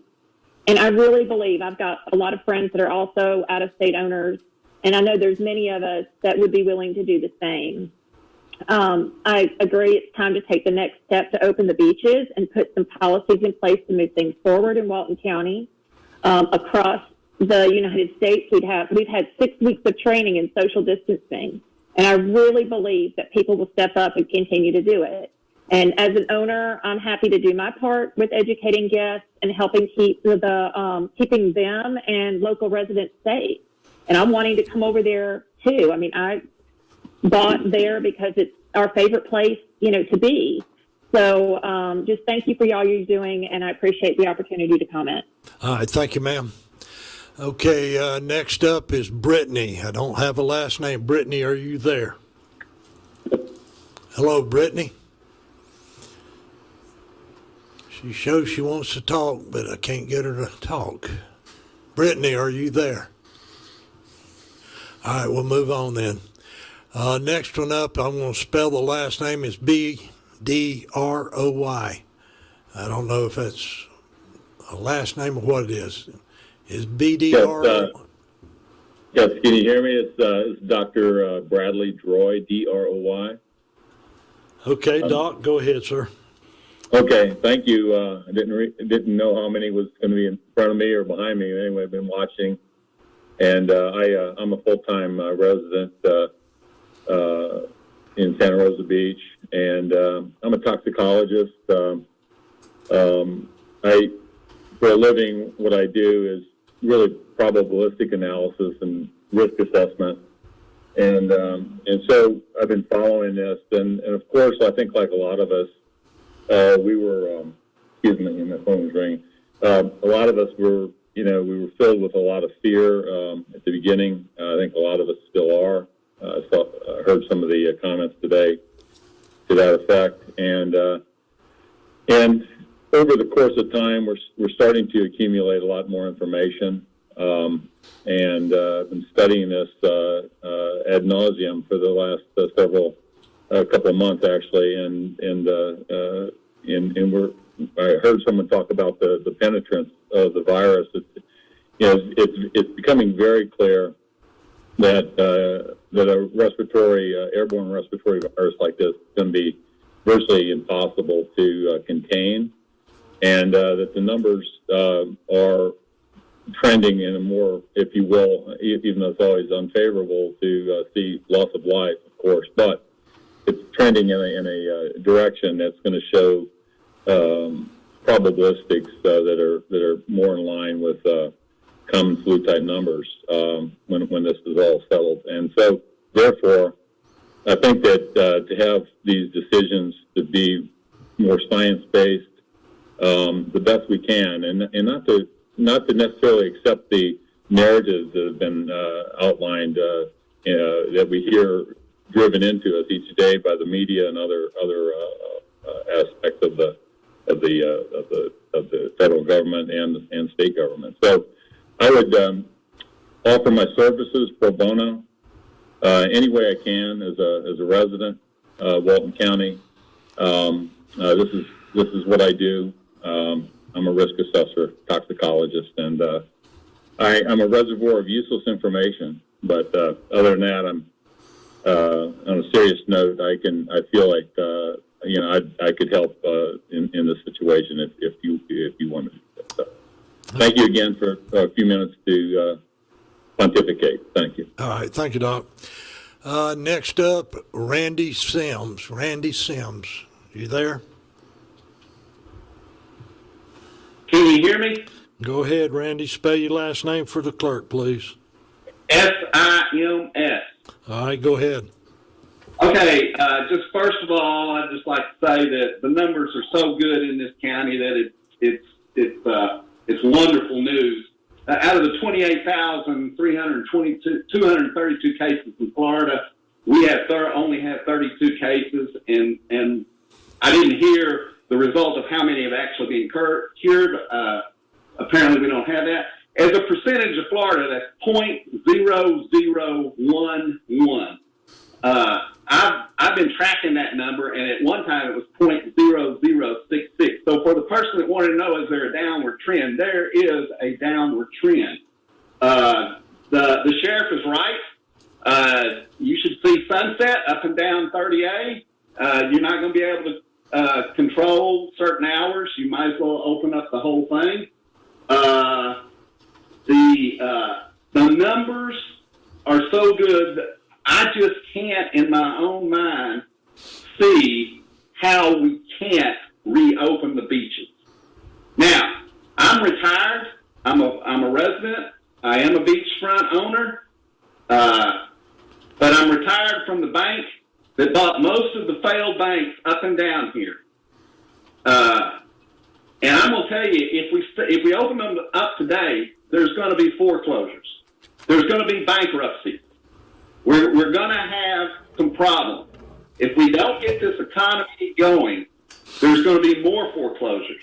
We foreclosed on thousands of people. It was not fun. It was horrible, and it was devastation in their lives. We must get these beaches open, and we must get this economy going. So I would finish with this challenge to you as a group of commissioners. What measures are you coming out with? What will you do? Will you open the coffers and help these businesses get back on their feet? Help the rental agencies. Help the people that do the laundry. Help the people that make this economy buzz and go. Will you provide incentives, help, reduce taxes? I don't know what you can do, but you need to be making plans to help get this economy going, or we're going to see things that we saw in the last recession that none of us want to see. Thank you very much. Thank you, sir. Okay. If I failed to mention that in the public comments section, this is for those that are calling in. If you spoke one time, you can't speak again. And I don't know if the Susan Myers I see on here down the list is the one that spoke earlier, but you wouldn't have an opportunity to speak again. Any other person that's called in to be the same boat. Okay, next up is Kay Brief. Kay Brief. Are you there, Kay? Kay Brief. Kay? Kay Brief, are you present? They have to unmute themselves before they can speak. All right, you got to unmute before you can speak now. So, Kay, if you, my indicator shows that your mic's muted, so you need to unmute your mic and go ahead if you can hear me. That's *9. That's it, *9. That's correct. All right, we'll go to the next one. Rebecca. I don't have a last name. Rebecca, are you there? Rebecca, unmute. Me? I got you. Okay, spell your last name for the clerk, please. Rica, R-I-C-A. Say that again. Rica, R-I-C-A. Okay. All right, go ahead. I live out of state. I'm from New Jersey, and I own a property in Walton County. I just wanted to say that your incidence, like you talked about, the flattening of the curve, with only 32 cases, that is really, really low. In my particular county in New Jersey, we have 2,700 cases and 83 deaths. So I think when you balance the amount of cases versus the economic impact, I really think we need to open up the beaches completely. Because, I mean, if you do bottleneck, I think you're more likely to get the virus from going to Walmart or the grocery store because you're touching things. Whereas the beach, you're just walking. I mean, people here, all of our parks are closed except city parks. And the city parks, there are a lot of people, but we are doing the social distancing. Like we walk 6 feet from people. We wear masks. So it could be done. And another thing, if you're concerned with monitoring it, you can have drones that patrol the beach. And if there's a bottleneck, they could send the sheriff over there. So anyway, thank you for your efforts, and you really do hope the beaches are open soon because it's having a significant impact on the homeowners and the businesses. Thank you. Thank you, ma'am. Next up is another phone number, no name, last 4 digits, 3793. 3793. You identify yourself, please? Yes, Commissioner Chapman, can you hear me? Yes, ma'am. Go ahead. I just need your name, first name and last name for the clerk. Yes. This is Dr. Carolyn Zonia, okay. Zonia. All right, Doc, go ahead. Mr. Chairman and Commissioners, thank you for allowing me the opportunity to speak. I would like to thank you as well for closing the beaches.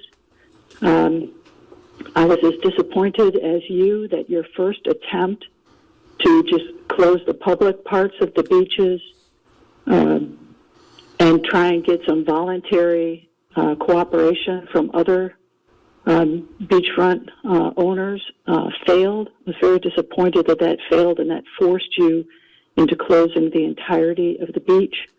But I think that we can see that because you all did that, we were able to keep our numbers low here as far as the infection rate.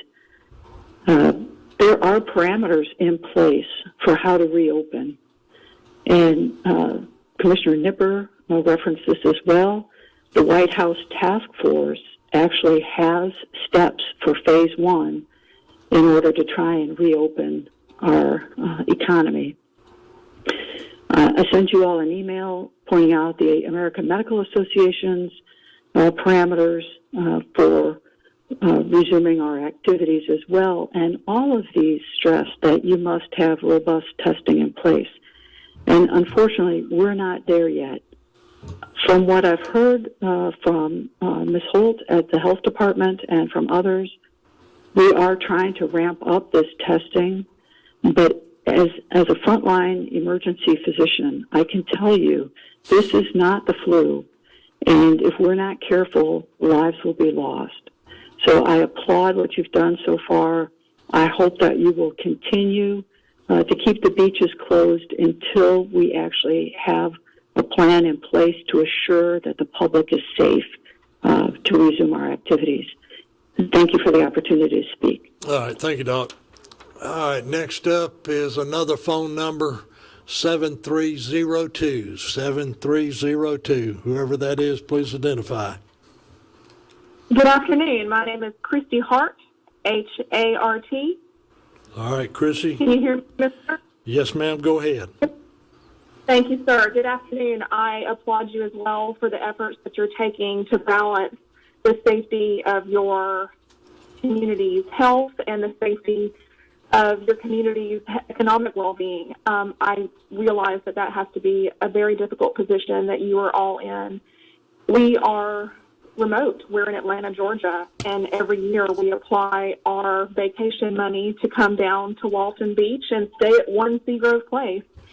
I literally have a picture in front of me that says our happy place of me and my husband and my son on your beaches. So we're deeply invested to know whether or not we'll be able to maintain our reservation to come and see you in 3 weeks. But I wanted to add, from a pragmatic standpoint, I'm an architect and I visualize space. I was wondering if there's been any suggestions for example, our condominium offers beach service. So the beach chairs are set up in rows, and I don't know if anybody had considered setting them up in like a checkerboard pattern or ways that we can physically manifest a social distance by things that we would normally partake in on the beaches. And as other callers have alluded to, I do see people that are responsible for their health, families such as ours, taking the necessary precautions to ensure that ourselves and our loved ones are safe. So while we are desperate to come down and spend our vacation fund at your beaches, we also understand that you have several things to balance, and we certainly hope that you can reopen the beaches as soon as you feel safe to do so. And I thank you all for your time. All right. Thank you, Ms. Hart. Okay. Next up is another phone number, Last four digits, 2456. 2456. Please identify yourself. Yes, at Jacqueline Fudge, F-U-D-G-E. I emailed you all last evening, and I appreciate your time today and all the efforts that you've made. Okay, hang on a minute. Your name busted up here, so speak a little bit softer and spell your last name. Okay, I'm gonna take you off. Hello? Yes, Jacqueline Fudge. Spell your last name for me. I'm sorry, it's Jacqueline Fudge, F-U-D-G-E. Can you hear me? We got you now, Jacqueline. Go ahead. Okay, great. Thank you, Mr. Chapman. Okay, I emailed all the commissioners last night. I appreciate all of your efforts to keep the public safe. I'm a full-time resident here in Santa Rosa Beach. I want to preface my comments with the fact that one of our close friends is one of the leading epidemiologists at Johns Hopkins. He has actually been working on this since the first of the year. They've been on top of this, and I've been in touch with him during this time just to get an indication of what's going on. So in terms of modeling what I personally do, it is still a very serious situation. I know that everyone wants the beaches open. I would also. I have been a private owner of beach rental in the past. I realize that with owning a beach rental, there comes risk, financial risk. So anyone who is a beach short-term rental owner should take that into consideration as we all discuss the public safety nature of what's going on here. I agree with Dr. Zania. I think that there's a lot of information that we don't have. And in my email to you all, I reiterated that the White House has put forth the phases the task force has set forth. I think we need to factor that into all of the discussion in the decision making. Also, obviously, the state's going to call some of the shots here. I think the sheriff had a very important point that it seems like there probably will be beaches opening somewhere here soon. And as part of that, you all need to have a contingency plan, because if things go in the wrong direction, we're all going to be backed up against the wall. So I think it's important to weigh all the factors. I appreciate your time. You've got a tough job. And I hope that we all see the end of the light at the end of the tunnel on this very soon. Thank you. Thank you, ma'am. All right. Next one is also a phone number. Last four, 0145. 0145. Go ahead and identify yourself, please. Hi, this is Brittany Blackman. Can you hear me? Yes, Brittany. Spell your last name for the clerk. Blackman. Okay, thank you. Go ahead. So first and foremost, I'd like to thank you guys for this opportunity. I know we've probably been here a lot longer than we originally anticipated. So as a resident, I definitely appreciate you guys allowing all of us to speak and considering this and what you guys decide on. I would like to represent the vacation rental industry here in the area. I run a small business here and have seen the devastation of having to lay off over 80% of our employees. And it's been very difficult. It's very hard to not know what's going to happen tomorrow and to know all of the long-term effects. And so I think, as everybody has repeated over and over, there is a trickle effect to go upwards. There are these phases that are out there, and we're all going to have to start figuring out what our new normal is sooner or later. I think that opening up our beaches is a great step in the right direction. And as we all know, it's the governor's decision whether vacation rentals get opened back up or not. That is not on your guys' shoulders. So if the governor feels that our state can do that, then that's something that he's going to have to live with. And of course, we support that. Like hotels have remained open, but just want to say, from the vacation rental side of things, I meet with many managers in the area. We all take this seriously. We're all adjusting our cleaning protocols. We're following CDC guidelines and suggestions for when we can open back up. So again, I just want to thank you for your time. And I think that opening the beaches is a step in the right direction. And I think the rentals will slowly come in, but we do need to put one foot forward and kind of start the process. Okay. Thank you very much. Next one up is also a number, last four, 2736. 2736. Please identify yourself. Hit star 9 to unmute. 2736, are you there? Yes, do you hear me? Got you now. Need a name.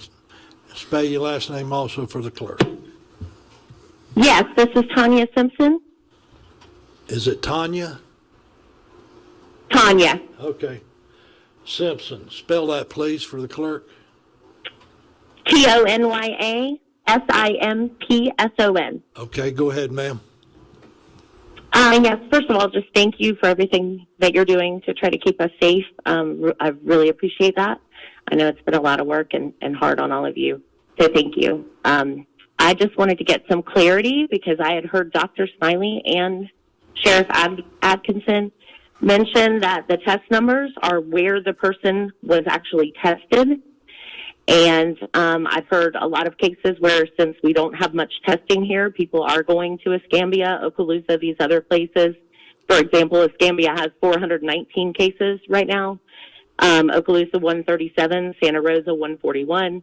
So even though our numbers are low, if it's only where people get tested and not where they reside, does that even give a true account of what our numbers are? So I had that question. And also, the Agency for Healthcare Administration has a dashboard that shows the ICU beds that are currently available. And Walton County is showing is only having 17 right now. And that's not just for COVID cases. That's for everything, heart attacks, anything. So there's also a concern there that if our numbers are higher because of not being tested, and then we let tourists in, that there won't be enough ICU beds to take care of everyone. Okay. So I just love if someone could answer about the testing and where the numbers Okay, would Ms. be great, Simpson. and if we're going to increase capacity if we open up. Okay. Thank you. All right, if you'll stay on the line, I'm going to ask Ms. Holt from the Health Department to respond. Ms. Ollie. Okay.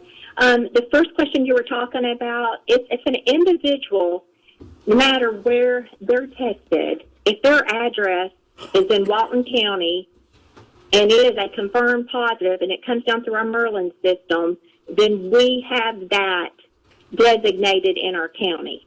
Does that make sense? It does. That's not what Sheriff Atkinson said on a release the other day, and also Dr. Smiley. So I just wanted confirmation of that because that's not what I was hearing. Yes.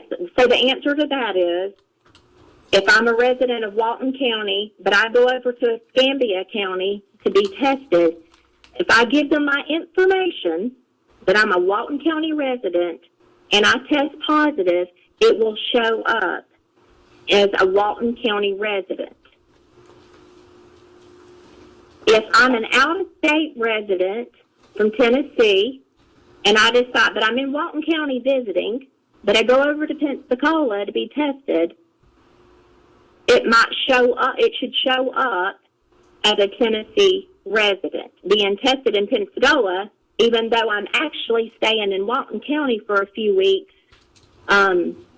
for vacation. Okay. Okay. That help you, Ms. Simpson? Yes, thank you. Okay. Thank you. All right, thank you. Next up is Cindy Middleton. Cindy Middleton. Star 9, unmute. If you're there, go ahead, Cindy. Good afternoon. Can you hear me? Spell your last name for the clerk, please. Sure. It's Middleton.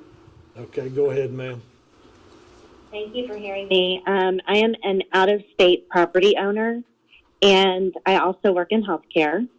Have a place down there in Walton County, and I greatly appreciate you all hearing us out. I know you all are in a very difficult position, and to a certain degree have the weight of potentially saving people from themselves that don't practice social distancing. My biggest concern is if you all were to open the beaches right away, that you're going to have a lot of teenagers that are out of school right now come down in droves and we're not going to practice social distancing, which is going to put the people that live there at risk, as well as the people that are coming down as tourists, right? So that's my biggest concern in opening everything up right away. I do also agree that there are parameters the White House has set forth for testing and PPE that needs to be accounted for. I think the reason why the numbers are so low in Walton County is because you have closed the beaches, and you all closed the beaches in a very timely fashion. So I think that was very helpful. I think that there is a way to reopen the beaches, but to do it in a way, and somebody else had said this earlier, sort of a soft opening, and to ramp it up, and starting with some training and standardization amongst Beach Patrol and other people that work down there. I think, opening up with some of the retail shops and the restaurants to get the businesses back up and running would be good, and setting forth those parameters to keep social distancing. So that's sort of my thoughts on that. I think it would be helpful to maybe ramp it up, allow the beaches to be open for property owners. I don't know how you regulate that, but maybe take the month of May, open it up for property owners to utilize the beaches, and then ramp it up to the point in June for summer vacation rentals for people to be able to come down, and hopefully everybody will be prepared by then in order to handle the tourist season. Okay. Thank you. Thank you, ma'am. All right, next up is another phone number, last four digits, 1550, 1550. If you will, identify yourself. You got a lot of feedback from there. Ann Harris. Let's turn the radio down. We cannot hear you. You got too much feedback. Okay, can you try it again? Can you hear me now? Still got a lot of feedback. I don't know where it's coming from. You're going to have to take it off the speaker probably and talk through a headset. Can you? I'm off the speaker. Okay, now I can hear you. Who is this? Suzanne Harris. All right, Suzanne, go ahead. First thing I want to do is tell Mike Atkinson what a wonderful job he has done. His crews have worked hard to be nice to everybody that does jump the fence and get on the beach, and they have done an outstanding job. Okay, he heard you. Also, whether y'all open the beaches or not, daytime or just part of the time, we're going to have a major fiasco. Edgewater closed our entire building to owners. And as you live in our building, we shut our building down on March the 21st. And we have 5 people that have been in our building ever since because they live here year-round. We closed our private beach before y'all ever mentioned closing public beach or private beach, because the chance of this virus spreading, riding elevators, being in the rooms together is great. My biggest concern I want y'all to look at is the beach chairs have to be sanitized after everybody sits on them.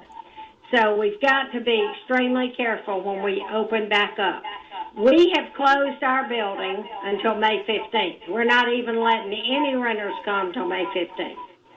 So we are trying to work on something when they do come. How do they get groceries? Not how do they go to the beach, but how do they get groceries? How do we buy the cleaning supplies it's going to take to clean the rooms in these condos? In the summertime, you usually clean them. At this point, we're going to have to sanitize everyone when people leave. I have a major concern on how we manage it? Because the minute that beach opens 100% all day long, whether we have renters or whether every owner that owns a place in Walton County flocks down here and fills all these buildings up, I really don't know how anybody can keep the pool chair sanitized, the room sanitized, and the beach chair sanitized. So I think there needs to be a plan that when we open, that we've got a plan for how to get supplies. Otherwise, this virus is going to spread. And my understanding is, if a building like Edgewater got a case of it from just somebody riding the elevator and they go home and they call us 2 weeks later and say, we got this coronavirus while we were visiting your building, I have to notify the CDC that we have a case in our building. And I also understand I have to notify every room guest that was in the building during the time they were there. Your time is up. The publicity from that will be the worst thing you can imagine. Thank you very much. Your time's up, Ms. Harris. All right. Okay.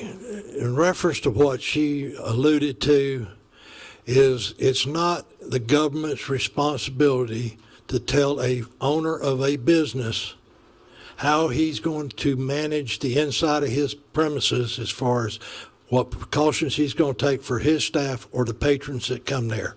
Those are plans that will have to be developed by the respective landowner or business owner.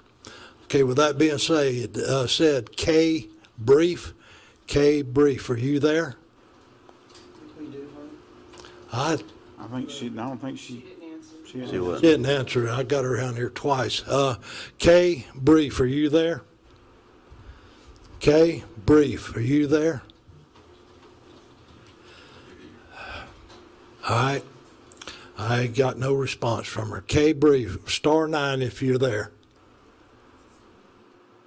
Okay, go down to the next one. She's right down behind it again, so can't get her. Unless she's on the other line. Try the next one down, Jason. All right, Kay Brief, are you there? Yes, I am. Okay, we got you. Okay, great. Thanks so much for being so persistent. Well, I live in Seagrove. I'm a full-time resident. And the reason that I'm calling is that I was kind of a surprise. That the number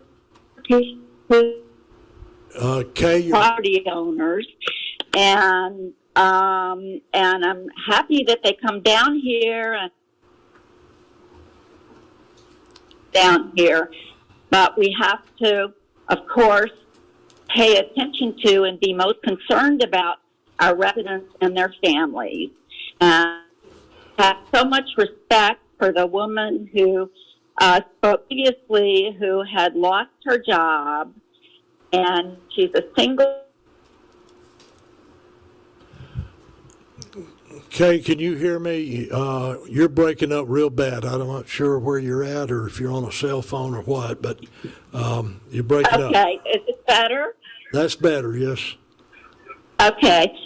And so because, as I was saying, it's because it was the right thing to do.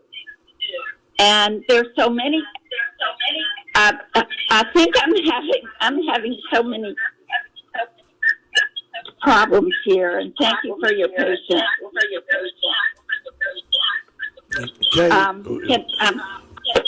Kay, you've got a lot of background and crossover. All right, so okay, let me just try to finish quickly. I know that you all are making really hard decisions, and it's the beach closure, that decision you made was very important and very difficult, and that coupled with the short-term rental ban, that is what is keeping our numbers low.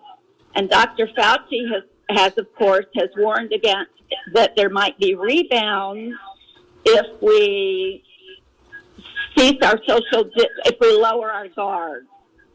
And so I'm hoping that you will continue the beach closure, I too love to walk on the beach, and I'm finding other places in our beautiful Walton County to walk. And I'm hoping with the short-term rental ban that the governor has had, that while you can't control that, perhaps that you can consider some taxation measures for short-term rentals until this crisis is passed. And also want to mention that the people who are affected are just not senior citizens and people who are compromised. It's children and to adults. I think here it was age 20 through 90 who have gotten the virus. So please think of us and make your best. All right. Thank you very much. Thank you so much for all you. All right. Thank you. Next up is Tabitha Marvel, Marvel. Tabitha, are you there? Yes, I'm here. Can you hear me? Yes, ma'am. Spell your last name for the clerk, please. It is Marvel, Marvel. Okay, go ahead, ma'am.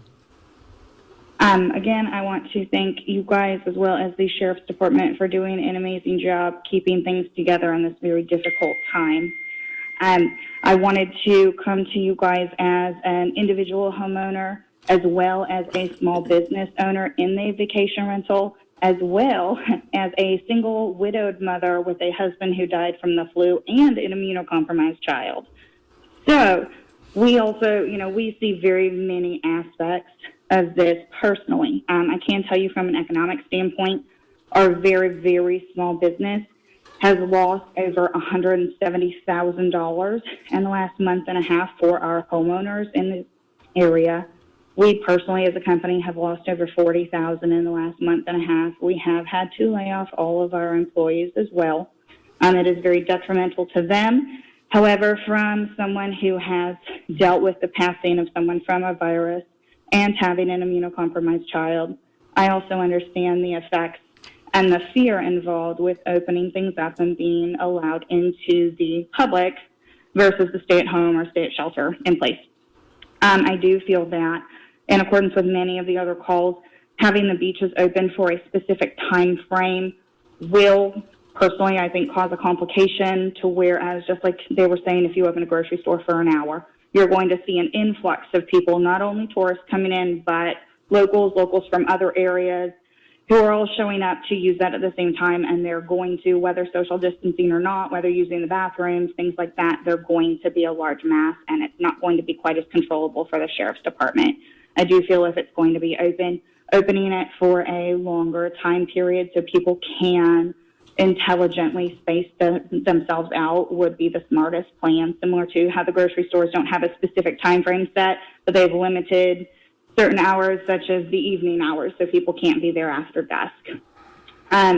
As far as a business, I do feel it's important for economic standards to try to get things going as soon as possible. I know everyone's aware of that. However, these small businesses are suffering. I know personally, if we go through another month without any sort of income, our business will end up closing, as well as I know many other small businesses we work with. So that's really all I had to say. Again, I want to thank you guys and just hope that the opinions are weighed and that something we do here helps going forward. Okay, thank you, ma'am.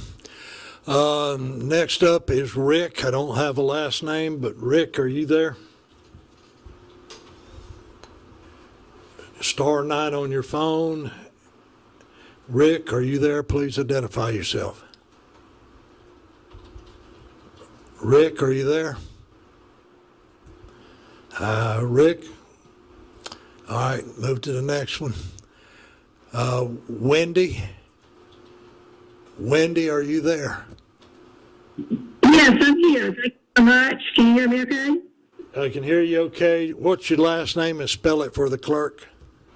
Spencer, Spencer. We're resident or homeowner in Miramar Beach. Okay. So much for your time today. I encourage you to open the beaches up, open them all day so we can enjoy them all day. And I want to take it a step further. The sheriff does a great job of monitoring when the beach open glass bottle use, and we'll come up to the beach users and say, put away your glass bottles. They monitor that very well. I suggest that we not only have beaches, but not just for walking, but to enjoy. We do a pretty good job when we set up our beach chairs and our umbrellas of staying far away from other members of the beach. We don't want to hear their music or, hear their conversations. And I believe we can social distance by setting our chairs up 15, 20 feet apart. And I think that's something that can be monitored easily by our law enforcement. And so I think we all are very sensitive about social distancing. And I think it will be a great joy to be able to just enjoy the beach and the views with walking and sitting, reading, listening to music, but do so maybe 10, 15 feet apart. So thank you so much for all you're doing. All right. Thank you, ma'am. All right. We're going to try Rick one more time. Rick, are you there? Rick, *9, are you there? I don't hear him. Okay, next up is Walter O'Neill. Walter O'Neill, are you there?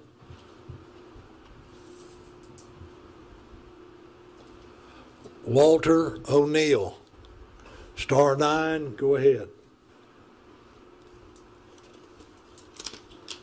All right, he's not answering either. All right, last 4 digits, 6597, 6597. Identify yourself, please. Hello, this is Yusuf Haddad. You got to spell all that for us, please. Sure, that is YOWCEPH, last name HADD. Okay, go ahead, sir. I just want to thank you and the other members of the board, as well as Sheriff Atkinson, for what you guys have been doing. I do understand you guys have had a lot of tough decisions. I haven't agreed with many of them, but I understand the reasoning for them. A lot of people here have, I support opening the beaches. A lot of people here have already said the thoughts in my mind. The main thing I want to point out, I've lived both here, and I live here now, and I have lived in New York City. A lot of people that are looking at their being subjected to the fear aspect of it, we are not New York City. I've lived there. I am immunocompromised. When I lived there, I was sick all the time because it's impossible to social distance there.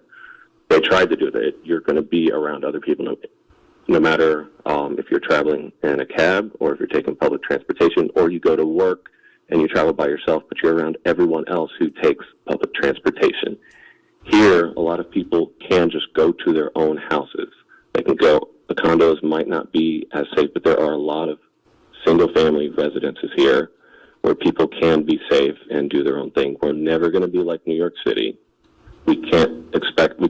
That's comparing apples to oranges. We're not going to be like them, and I think that should be taken into consideration. Thank you. Thank you. All right. Next up is last 4 digits, 8013, 8013.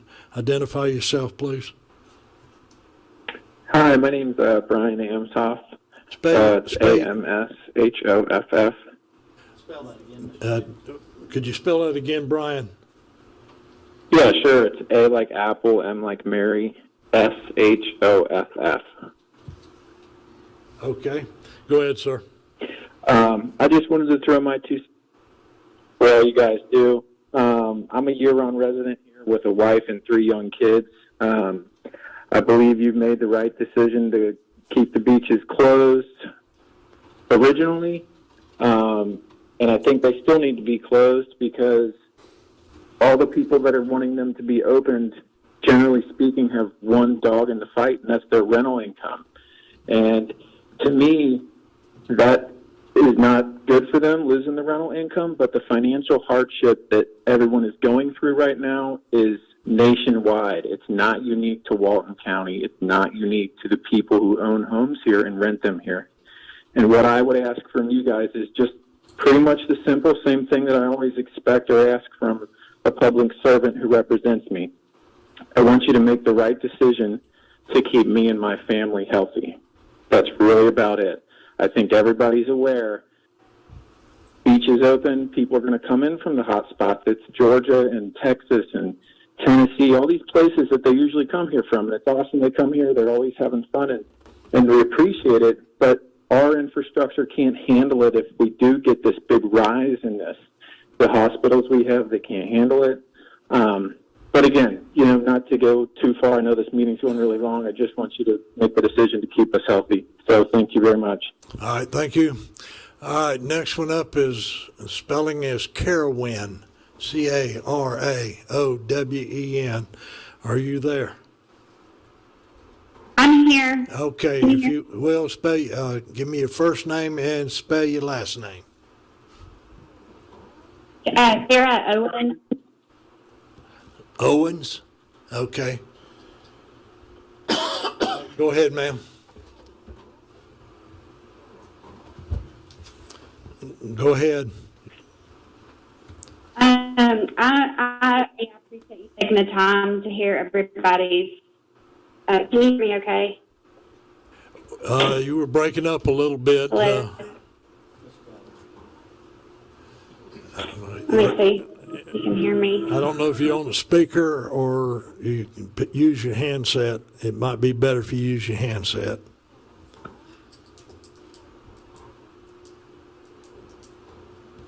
Miss Owens, you hear me okay? Can you hear me now? Yeah, it's a little bit better. Go ahead. Okay. Thank you for taking the time to hear my voice. My husband and I own a property in Seacrest. We don't live here full time. But sorry, I'm out of breath. I understand everybody's opinions, and I will say, we bought the property last year as an investment, and our rental income definitely will be suffering.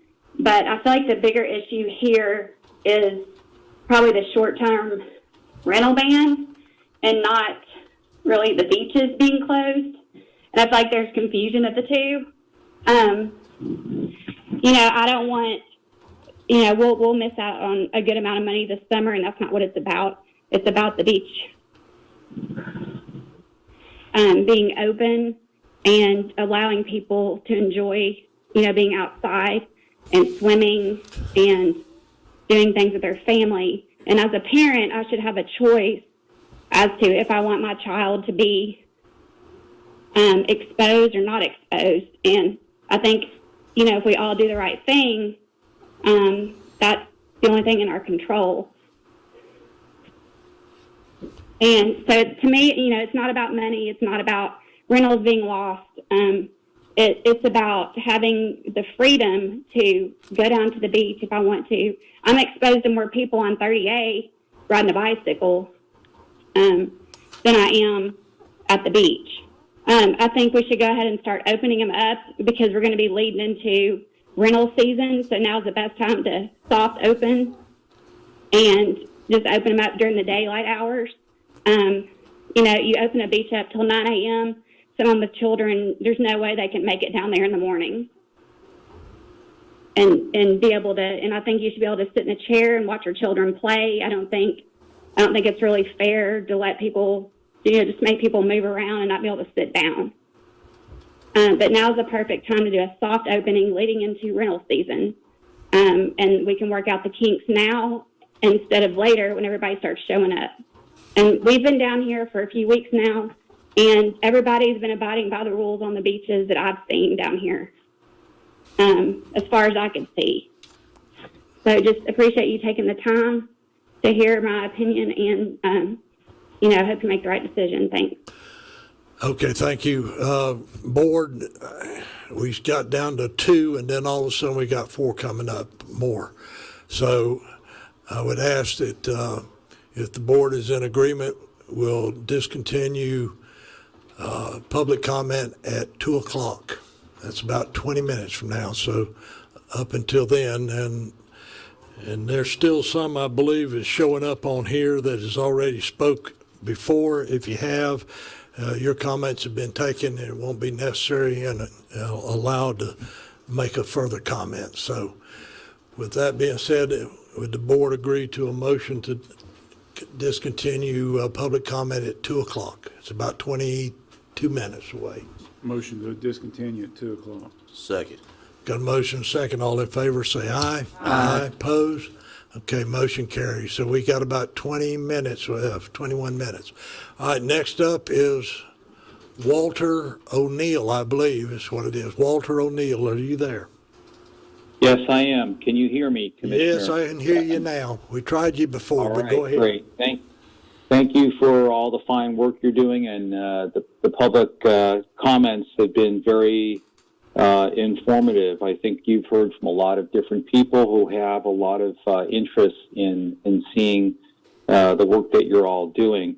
I just have a couple of comments. I mean, I feel like Holly here, I work in the healthcare industry, and I feel like this is a public health issue that has other consequences, economic, etc. But, I think that it would be key for reopening the beaches to indicate to people that are coming down to Walton County that there is no norm like there was last summer. This is not the summer of 2019. This is not spring break phase 2. This is the new norm, and the new norm is different than you've ever seen before. And there'll be new requirements of those folks that want to venture down to the beach and partake in the sunshine and water. And I think that one of the things that would be really informative to people coming down is to understand the county's capabilities to support people that might require health care. I have no idea of the number of beds or ICU beds or ventilators in Walton County, and I probably shouldn't know that, but in these days, it's probably an important factor. So if you want to risk yourself and your family, you should know what you're coming into. And you should also know that you might stress those facilities that all the folks that live in the area full time would otherwise have access to. So that's important. And I think you could reach out to the rental agencies that rent a lot of properties and issue them a set of guidelines for everybody that's coming down. You need to come with a digital thermometer. If you're sick, anybody in your party sick, do not bring them to the beach. If you have grandma who's immunocompromised, do not bring her to the beach. This will be a different summer than any one you've ever had before. We will keep people safe. We will keep the beach socially distant from each other. I'm even thinking no chairs on the beach. Why put people in groups if you don't have to? And the last thing I would say is, in places around the country, they have alternate side of the street parking. So let's say on Tuesday, Thursday, and Saturday, if your address ends in an even number, you get to access to the beach. On the rest of the days, Monday, Wednesday, and Friday, if you're an odd number, you get access to the beach. Somehow you have to restrict access near term and see, like the sheriff said, what effects we're going to have. So if we need to roll back things, you have a capability to do so. That's my opinion. I appreciate all your work. Have a great day. Thank you. I think it's Ash Caswell. Ash Caswell, star 9. Are you there? Yes, sir. Can you hear me? Spell your first and last name, please, for the clerk. ASH, Ash, and then Caswell, CASWELL. All right, go ahead, sir. Yeah, I'll be real short and sweet. I'm a fifth generation of Walton County, grew up here, live in Miramar Beach, and I definitely think we should open the beaches. Panama City Beach just opened it up I think, a few hours ago. They're going to open tomorrow. And as long as we do, at least starting off 6 a.m. to 9 a.m. kind of thing, and then 4 to 7:30, 8, why not? Like that one lady said, people are still jogging and biking and all that stuff. I mean, you can contract it just as easy with that than anything else. So, and I've got 2 young kids, 2 and 5. I mean, you can catch this stuff anywhere. I mean, the beach is probably one of the safest places as long as we're, smart about it. So that's all I have, and I appreciate it. All right, thank you, sir. Let's see, the next one is 4 digits, 6780, 6780. Are you there? Yes, Thomas Williams. Thomas Williams. All right, Mr. Williams, go ahead. And last name, Williams. All right, go ahead. Look, I work in an industry, I train pilots for a major carrier. And those poor guys are up front, and girls, with less than 6 feet. And they're doing a great job for our country, and every one of you would jump on an airplane if you had a death or some special occasion coming up. So, my goodness, why can't we look at our beaches? They're so open, the air is fresh and free. Why can't we allow our citizens to walk on our beaches? I've been a rental owner. I've owned my place. I've rented for 20 years. I don't care about renting right now. But as an owner, I should be able to enjoy the beach. Can we please allow the owners and the people that live in Walton County to enjoy what God has given us, which means we need to be able to walk for 24/7, all day long and at night. Please consider that. That's all I can ask. Thank you so much, and thank you for the great job you're doing. All right, thank you, sir. The next one, all I see on here is owner. I don't know who it is, but if you're there, identify yourself as owner. I believe that would be me. Okay. Can you hear me? I can hear you. We need your full name, sir. Yes, sir. My name is Scott Risher, Spell- SCOTT, and last name RISHER. Okay, go ahead, Scott. And my quick point is I'm a resident of Santa Rosa Beach and would love nothing more than to see these beaches open as a local. But I think what a lot of people are missing is the big picture. I've chosen with my family to self-quarantine for the last 4 weeks. When we start talking about opening up these beaches and opening up the rentals, we've had people on this call from Atlanta, from New Jersey, from exterior, from what you might be considered hotspots. We have 32 cases right now. I would attribute that to the fact that our rentals are closed, our tourism industry is closed down, and we're able to maintain those safe, that low number, that low count. If we open these rentals up, and we just make a broad opening of the beaches, there's no way we're going to prevent people from coming down. It's not going to be popular with people from out of town homeowners that want to come down and enjoy these beaches. I would love if the beaches open tonight at 5 p.m. as a local, I'll be on the beach. I'll take my precautions. However, like I said, I've been quarantining myself and my family for 4 weeks. I have a job I could go to tomorrow, but I've chosen not to. If we bring people in from out of town, we reset the clock.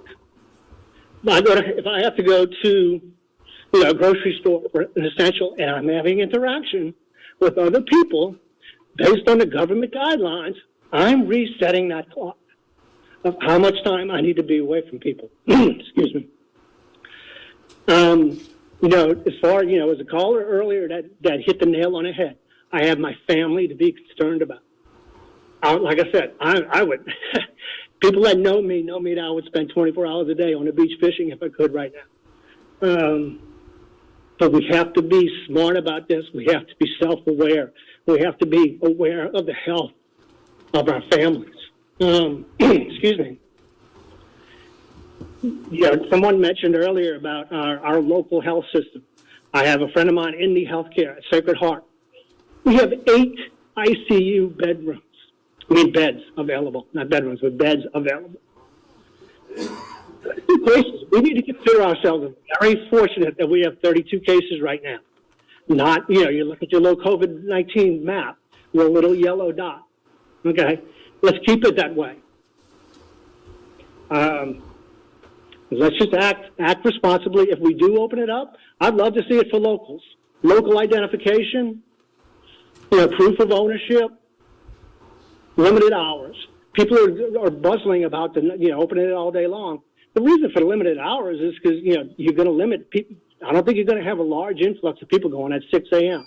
I may be wrong. All right, sir, your time's up, please. Thank you for your time. Appreciate it. All right, Kay Angevine. Kay, are you there?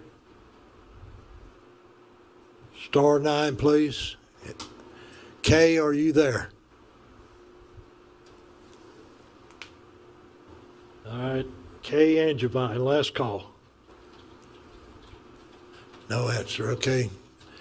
Next up is Rick Merriam. Rick Merriam, you there? Yeah, can you hear me? Yes, sir. Spell your last name for the clerk. Merriam. All right, go ahead, sir. Okay, I've been listening to this on and on and on and on, and there's goods and there's bads. I think at the end of the day, we should just all ask ourselves, what is the common sense thing to do here? Now, teenagers not going to do the common sense thing, but you have parents with the teenagers. So if they can control their teenagers, everybody could get through this.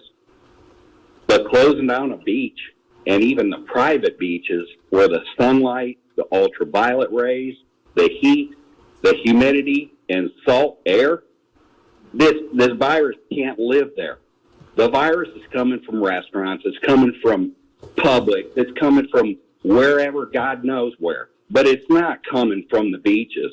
And I'm going to ask just a common sense question, because I'm sitting there watching all of you guys, and you're doing a great job, but nobody's wearing a mask and nobody's wearing rubber gloves. So how serious can you be taking this? Question. That's a question. That's a question. Anybody on the board want to answer it? Go ahead, Mr. Chairman. Well, we are doing social distancing right now, and this is basically the way I do it every day. Now, there's times in places I will wear a mask, it's like in Walmart or some other place, but right now, that's the way we're addressing it. So go ahead on. You got about a minute left. Well, it's okay. I don't want to keep going down the bunny trails and what have you, but you're in circulating air right now that you're breathing because your air conditioning's probably on. You're right. It So is.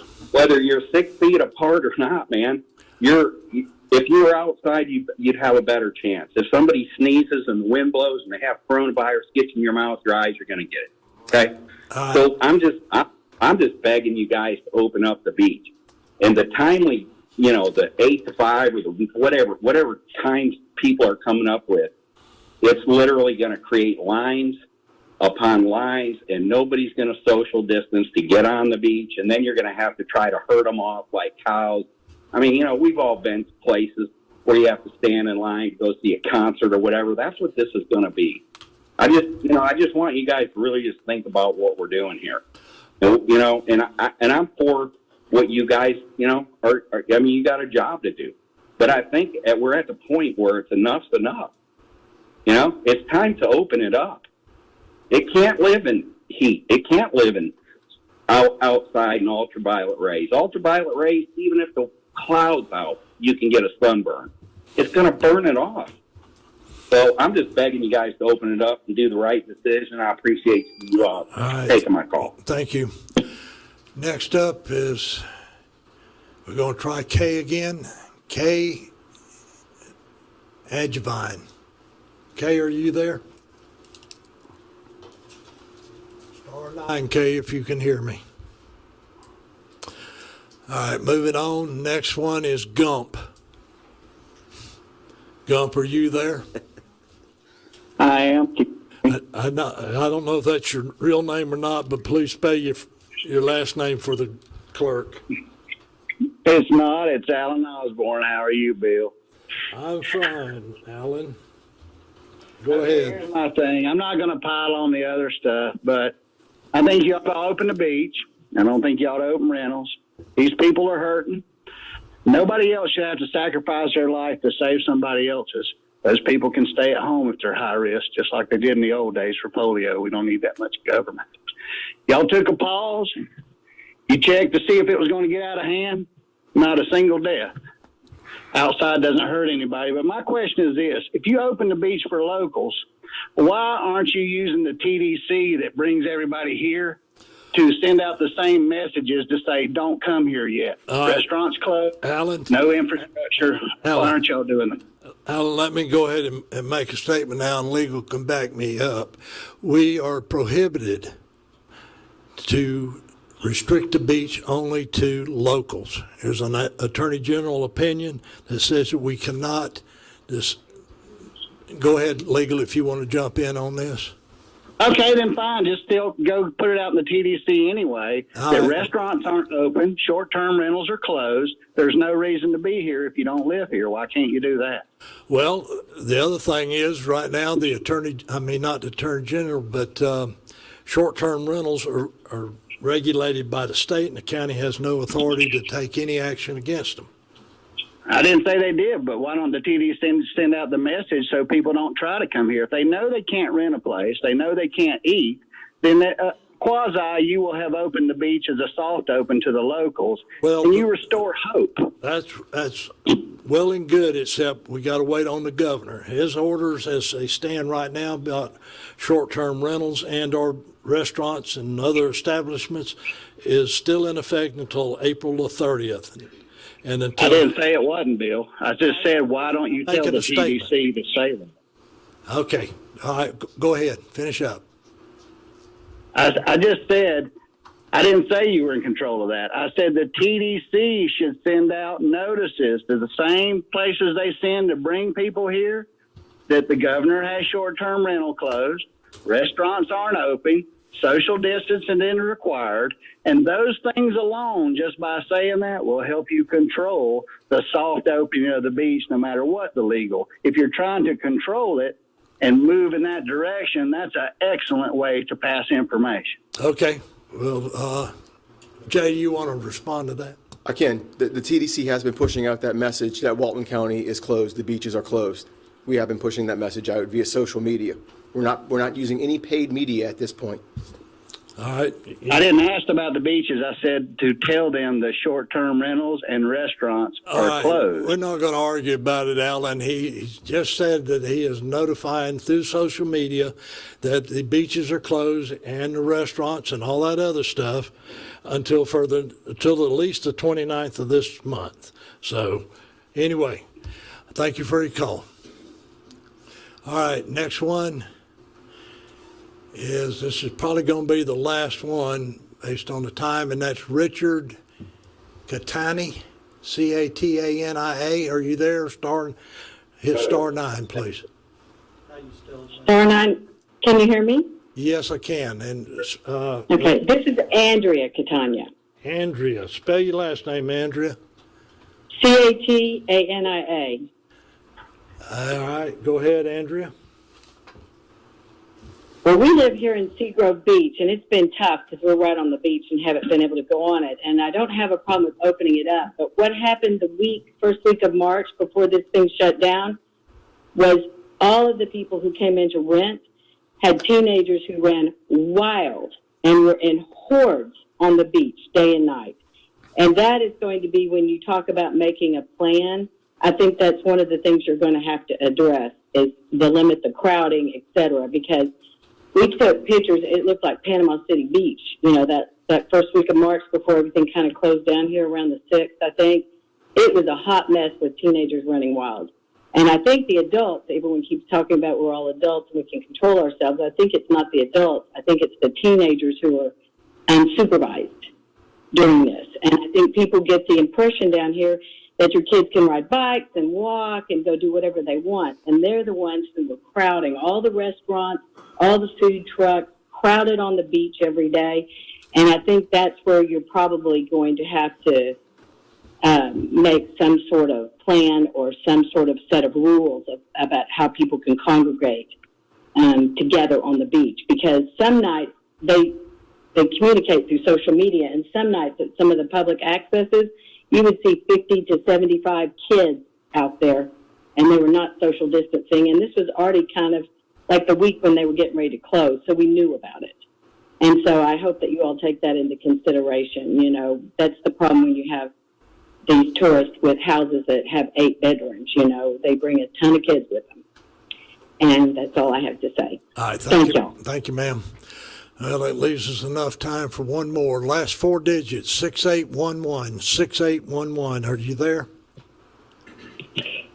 Yes, can you hear me? We can hear you. We need you to identify yourself. Yes, my name is Bruce Broussard, Broussard. Okay, go ahead. And I am on the Walton County Beach Committee with the TDC, so I don't know if I'm allowed to comment, but I wanted to disclose that and let you make that determination. Legal says you can, sir. Okay, thank you very much. There's probably not a lot more to say, other than I am also an ambassador. I saw everything going on prior to the closing. There were kids that were sick on the beach with this disease, and of course they're invincible, so they didn't really care or didn't know what it was, other than maybe thinking it was a cold. The sidewalks right now are jam-packed with bike riders and walking, and I live here, so it's quite dangerous on the 8-foot wide sidewalk as opposed to being able to get access to a 200-foot wide beach. I understand the challenges y'all have, and I respect whatever decision that you end up making, but ultimately this is going to be resolved by the herd.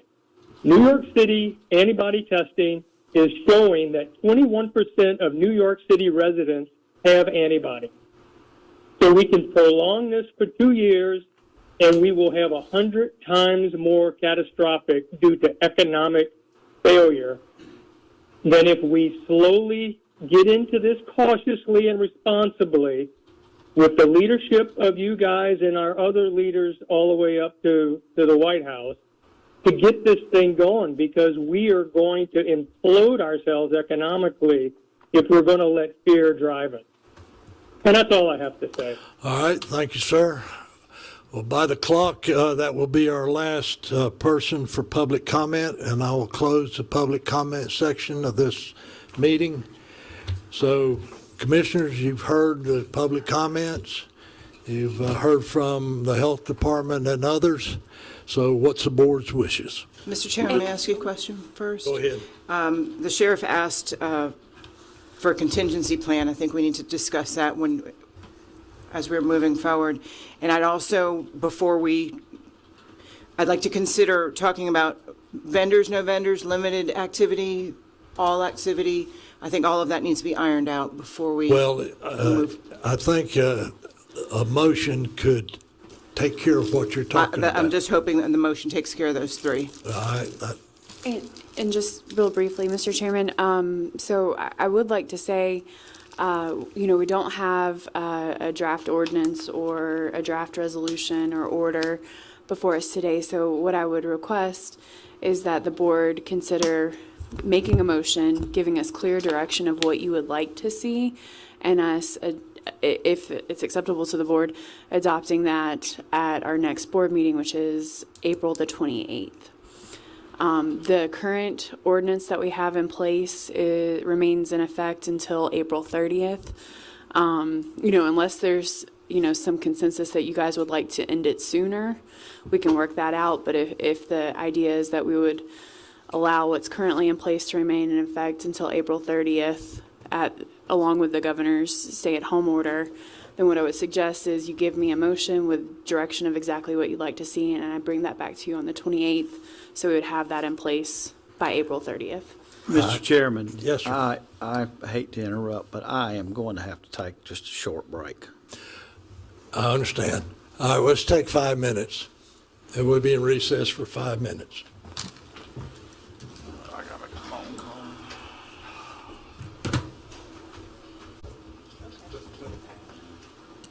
It's like herding cats to get them all to sit down at one time. All right.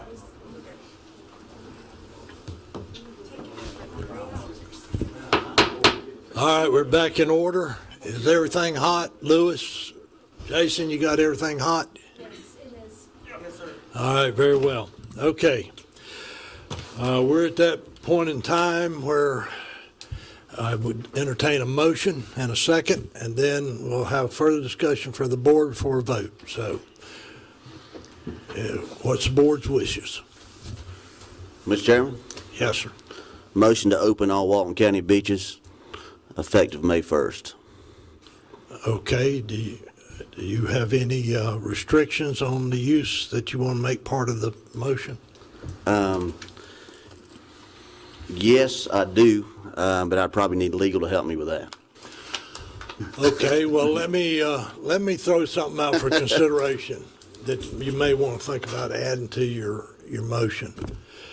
So you're opening it up 24/7, is that what your motion is? Yes, sir. Okay. And then would you consider part of your motion to monitor the beach activities along with anything that may come from the health department, at least from, you said May 1st to the May 12th, which would give us our next board meeting and also give a 2-week of monitoring to see how it's working? I would accept that, yes. So I get, and I'm sorry, just to clarify, would that be limiting the activities perhaps in line with the governor's? I was going to get to that, Council. I know, I want to give you some clear direction here. No vending on the beach?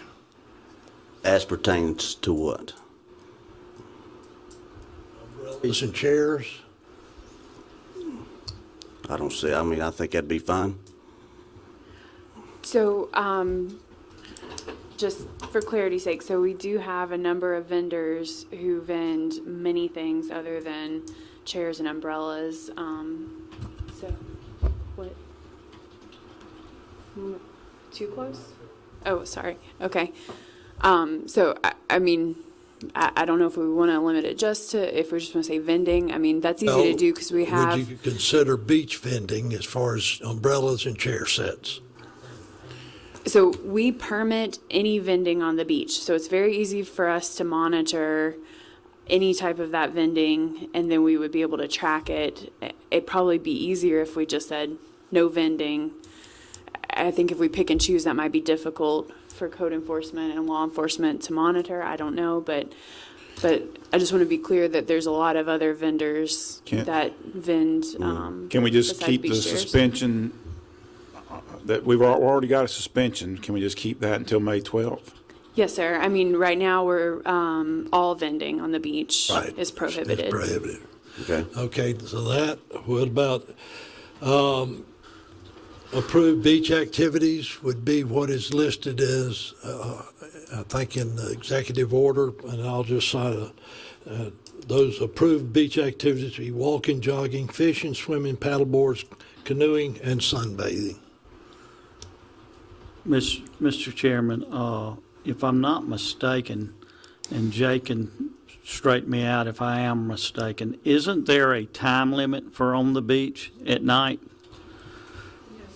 Isn't there is for, I know there is for bonfires and things like that, but there's not for just. For certain activities, there is. You have to remove any obstructions from the beach at nighttime for the protection of the endangered species. Mm-hmm. But as far as persons being on the beach, currently we don't have anything. But I mean, we can consider that as part of this. I just want to make sure we weren't Mr. stepping Chairman, on another ordinance. Are you trying to align it with the executive order? Pretty much, because right now, I think all this board is aware of, the executive order is presently there, does not expire until the 29th at midnight.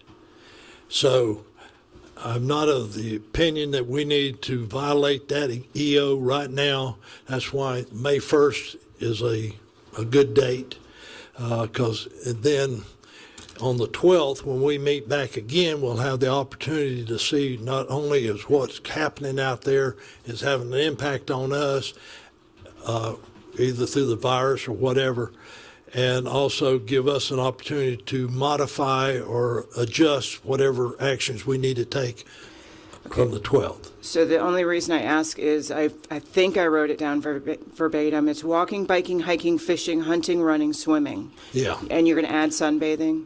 I'm just asking. Well, that's what I'm proposing, is sunbathing. Alrighty. I don't think anybody's going to be hunting out there. No, but I'm not sure if you added fishing. I just want to make sure that we either have verbatim the executive order or we have modified just before I make my vote. I would consider it a modification. Okay. Okay.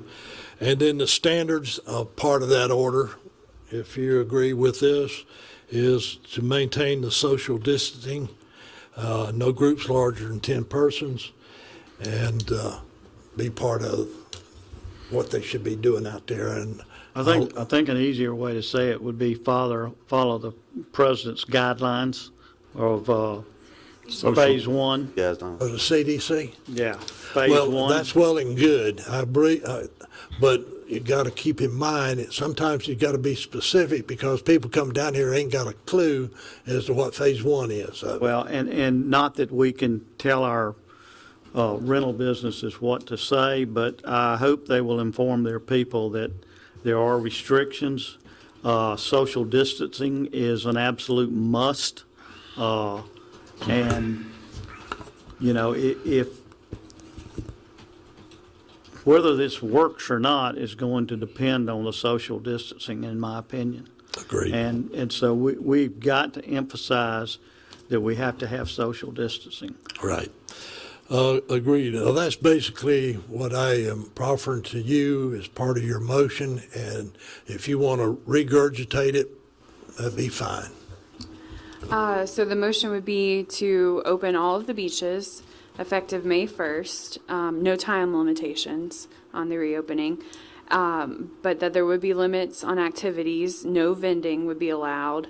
There would be a list of approved activities. You're going to have to read that off again. Sorry. You want them right now? Yeah, you didn't catch them all. The approved activities is walking, jogging, fishing, swimming, paddle boards and canoes, and sunbathing. Surfing too. Surfing? Well, we'll throw it in there. I don't know how many ways you're going to have. Okay, and then the final portion would be that that individuals would be required to maintain social distancing per the current CDC guidelines, which would mean no groups of more than 10 people, and groups would have to be spaced 6 feet apart. That's correct. And Mr. Chairman, backing up one, can we make sure we can add boat launching from Grayton Beach, from the beaches? To exempt them, yes. Keep these guys working. Yeah, I mean, right. I don't know how many of them using Grady Brown or Pilcher Park to get out there to do that. I would also, Mr. Chairman, if Commissioner Nick is agreeable to do this, is to reopen our parks, our golf course. Could we do that on a second motion? We're a little off track. So today we only noticed this meeting. We can address that Tuesday. Okay. For the beaches. All right. Sorry. It's just the beaches. Now, legal for your edification or our edification, these things that we're allowing does not apply to private beaches, does it? Well, I mean, we closed them all, including private, and we're saying open to everything, but then doesn't that go back, take us back to where we were before? So that's a decision you guys are going to have to make, and it needs to be based on the evidence before you, about the best way to protect the citizens and how to maintain everyone's safety. So I don't want to get too much into the. Well, I know he's probably. I've seen him raise his hand, but we can't take your comment right now. But I assume he probably got that question in his mind, is whether or not these activities that we're listing would also apply to private beach areas. So. And not limit boats, so sailboats, not limit. Mr. Chairman.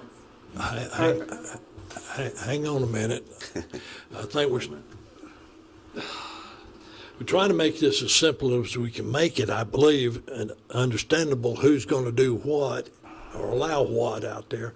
If they can launch their boat from Grayton Beach, I don't care if it's a sailboat or a mullet boat, whatever. We had a permitted vessels.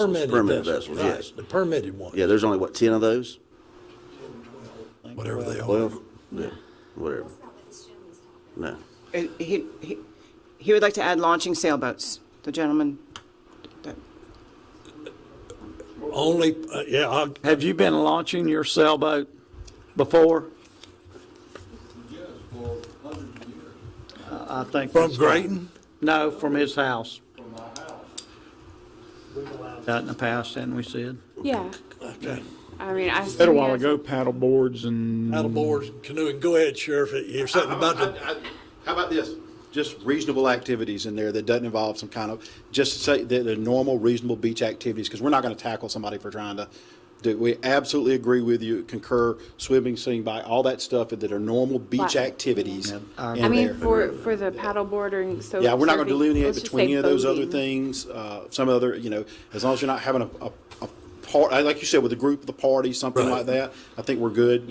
And just to be clear, again, if a family of 5 is down there, whether they're private beach owner, whether they're visiting, and they've rowed together, we're not going to come and separate you from your child. We're going to be as reasonable as people allow us to be reasonable about that. Okay. All right, Sid, how do you propose we put it in this motion? Okay. Based on the sheriff's comments. Well, so I guess that was, sorry, that was mostly with the approved activities. I think I understand the gist of it. I mean, maybe you can give me this direction that we want to see activities that are in line with the current executive order, the 20-91, that are reasonably related to those activities listed in the current executive order. Something along those lines. Let me play with it and bring you back a draft on Tuesday. Okay. Does that make sense? And it does include all beaches? Are we going public, private? Have we gotten there yet? All beaches. The motion was all beaches. All beaches. All beaches. I'll second that motion. Okay, we got a motion and a second. Any questions from the board? And then contingency plan was just something separate. It doesn't need to be in the motion, correct? Discussing, I guess, the sheriff's recommendation that we have a plan in place. So that wouldn't necessarily need to be part of whatever we draft and approve on Tuesday. But it would be a good idea, I guess, to, give us any ideas you might have, and then that way we can work with the sheriff's office and the health department, the TDC, to try to, start the beginnings of a plan. Let's just take care of this motion here, and as far as the contingency Commissioner Nipper's talking about, have some ideas to present Tuesday and the rest of the board, and that way we'll address it at our Tuesday meeting. All right, any other questions? Everybody okay with the motion in a second? All right, we're going to do a roll call. Commissioner Nipper? Aye. Commissioner Glidewell? Aye. Commissioner Anderson? Aye. Commissioner Nick? Aye. And I vote aye. So that's a 5-0. And Sid, you bring that back to us on Tuesday? Yes, sir. All right. Any other questions? Go ahead.